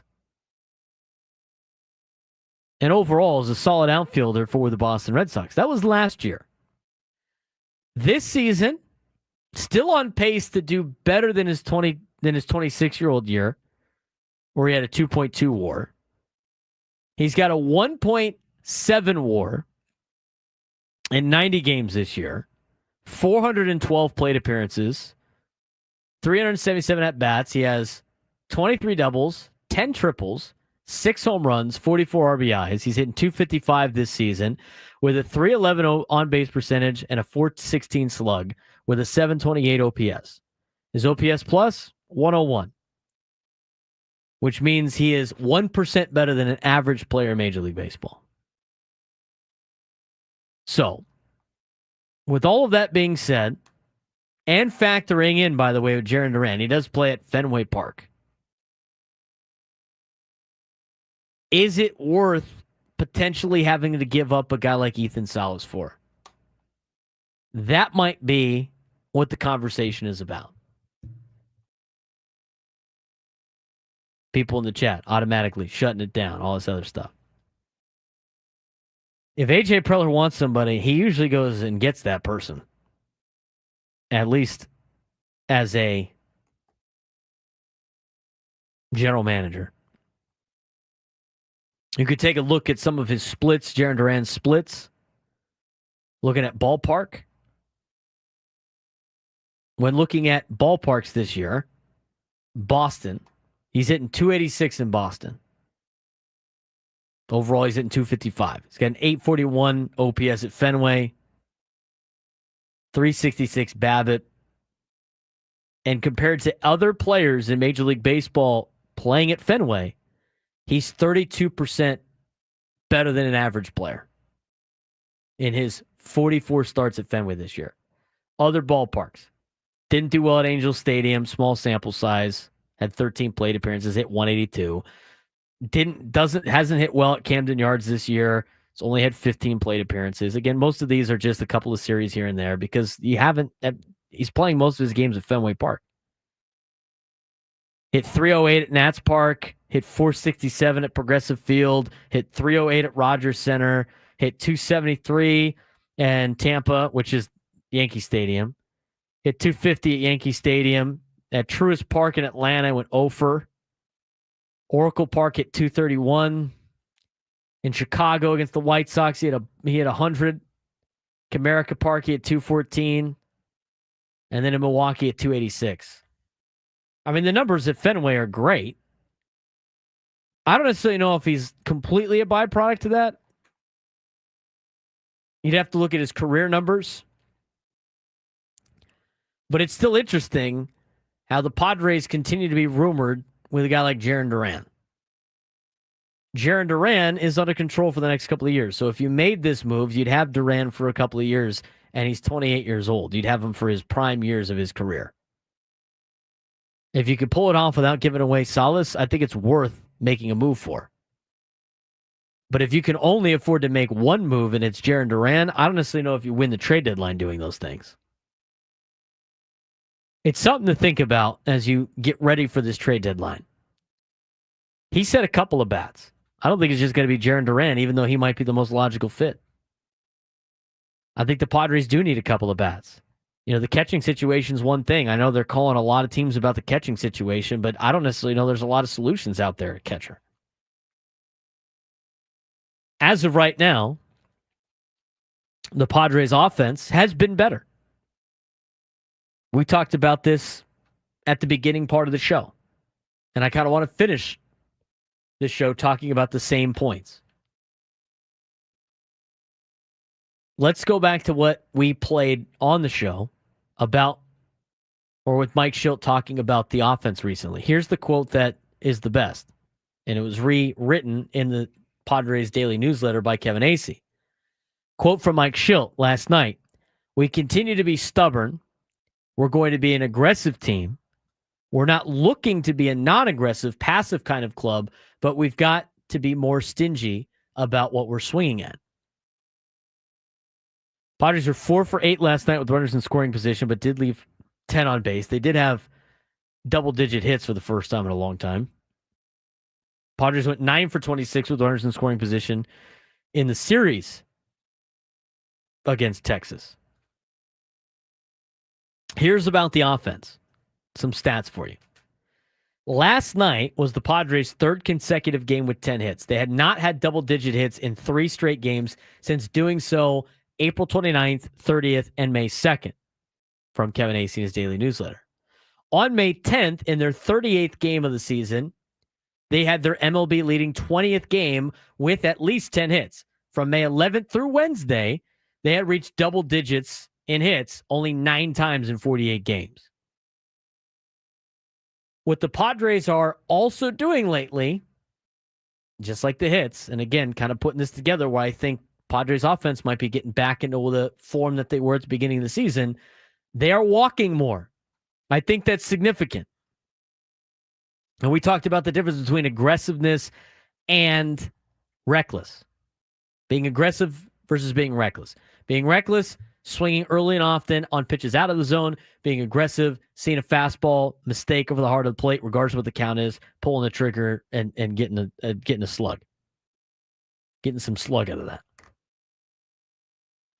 The Padres walked 5 times last night after doing so 4 times Saturday and 5 times Friday. That followed their walking 9 times in the first game of Wednesday's doubleheader in Philly. We talked about it because we tweeted it. A walk fest in Philly in the first game. They won on Friday, they won Wednesday morning, and they won on Sunday. A lot of the times they were walking a lot. This past week, if they walked 5 times or more, they won. The Padres' 7.9% walk rate since the start of last season, which is the Victor Rodriguez era, is 9th lowest in the major leagues. The Padres saw 4.24 pitches per plate appearance last night. That was the 7th most this season. As mentioned with the quote that we talked about with Mike Schilt, we continue to be stubborn, yada, yada, yada. Still, despite all of that, the Padres scored just 11 runs in 3 games against the Rangers. They hit 2 home runs, doubled twice, and tripled. They are making the opposing pitchers go inside the strike zone more. What they need to do now is more damage on pitches in the heart of the zone. I think that comes. Eventually, you continue to get good pitches in the zone, you're going to start tagging those pitches, especially with the track record that the Padres players are. A lot of the struggles that we've seen Jackson Merrill have in the last couple of weeks is swinging at pitches outside the zone. We've seen Machado swing at pitches outside the zone. He doesn't do well against those. Most players in baseball don't do well on swinging at pitches outside of the zone.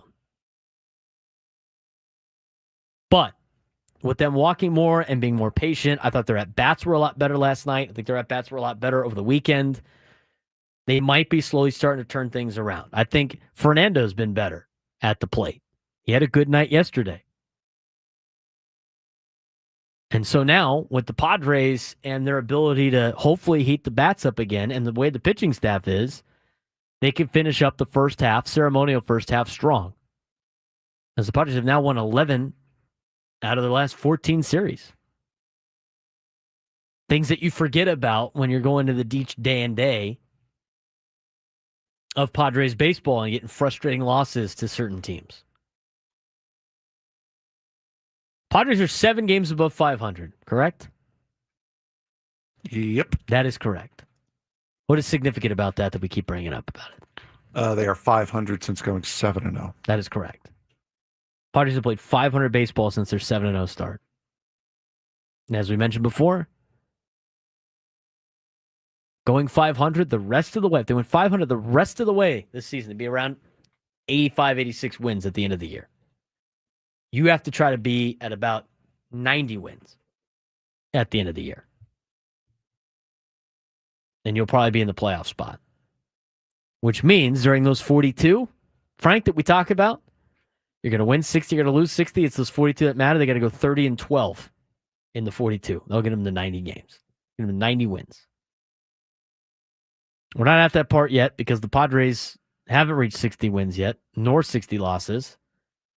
But I think it's obtainable. So, last year, they didn't get off to a 7-0 start. They played 500 ball the entire first half with no winning streaks. No significantly long winning streaks. They had a good second half. It's a big reason why I don't say like there's any panic. I was on KUSI last week, and Brandon Stone asked about level of concern and what's the reason to be concerned or optimistic for the Padres. They're weathering the storm of injuries. And the thing is I was more frustrated watching this team last year than I am this year. And last year, in the second half, they turned into a team that I thought eventually could potentially win the World Series. Until you get to the trade deadline, I don't think there's really any reason to overreact to anything that's going on. They start playing bad outside the trade deadline. You don't have that break glass in case of emergency. We need to go get somebody. I mean, that's the team you have. But until then, I gotta give Mike Schilt the benefit of the doubt because of what he accomplished last year and what he's accomplished as a manager. I mean, say what you want, but you're freaking out like we were last year. The only difference between this year and last year is the Padres got off to a 7-0 start this year. Other than that, the first half of the season has been the same thing. They've played 500 baseball. They played 500 baseball last year for the first 100 games. They're playing 500 baseball this year after the first 7 games. So maybe you got to wait and see. I liked their at-bats. I thought they were a lot better against Texas. I'm really curious to see how Yu Darvish does today. How many innings we think he's going to get through in 75 pitches? And that was part of the issue that I had with announcing that Darvish was starting today is you just had a bullpen game yesterday. So you're going to throw a guy who's going to have a short innings limit, that this is his first start all year, coming back off of injury? Doesn't seem like the most opportune time to start Darvish. I probably would have done it Wednesday or Thursday. It's interesting that they're starting him today. He's expected to go one more time before the All-Star break. He's listed as maybe Saturday. But you're going to have him go twice and then have the All-Star break? Mm-hmm. See how he does after 2? I think that. I could take that. Again, it's odd that after a bullpen game, you're going to go with effectively another bullpen game. Yes, because you have limited pitches on you, Darvish. Yep. Kraft Taco has sent me step-by-step instruction on how to get to their place. Oh, dear God. At the Nat. We might have to talk about that tomorrow, Frank. We'll talk about that tomorrow. Coming up next, Tony Gwynn Jr., Chris Ello, Matt Scraby, Gwynn and Chris, San Diego Sports Station, 950 The Fan.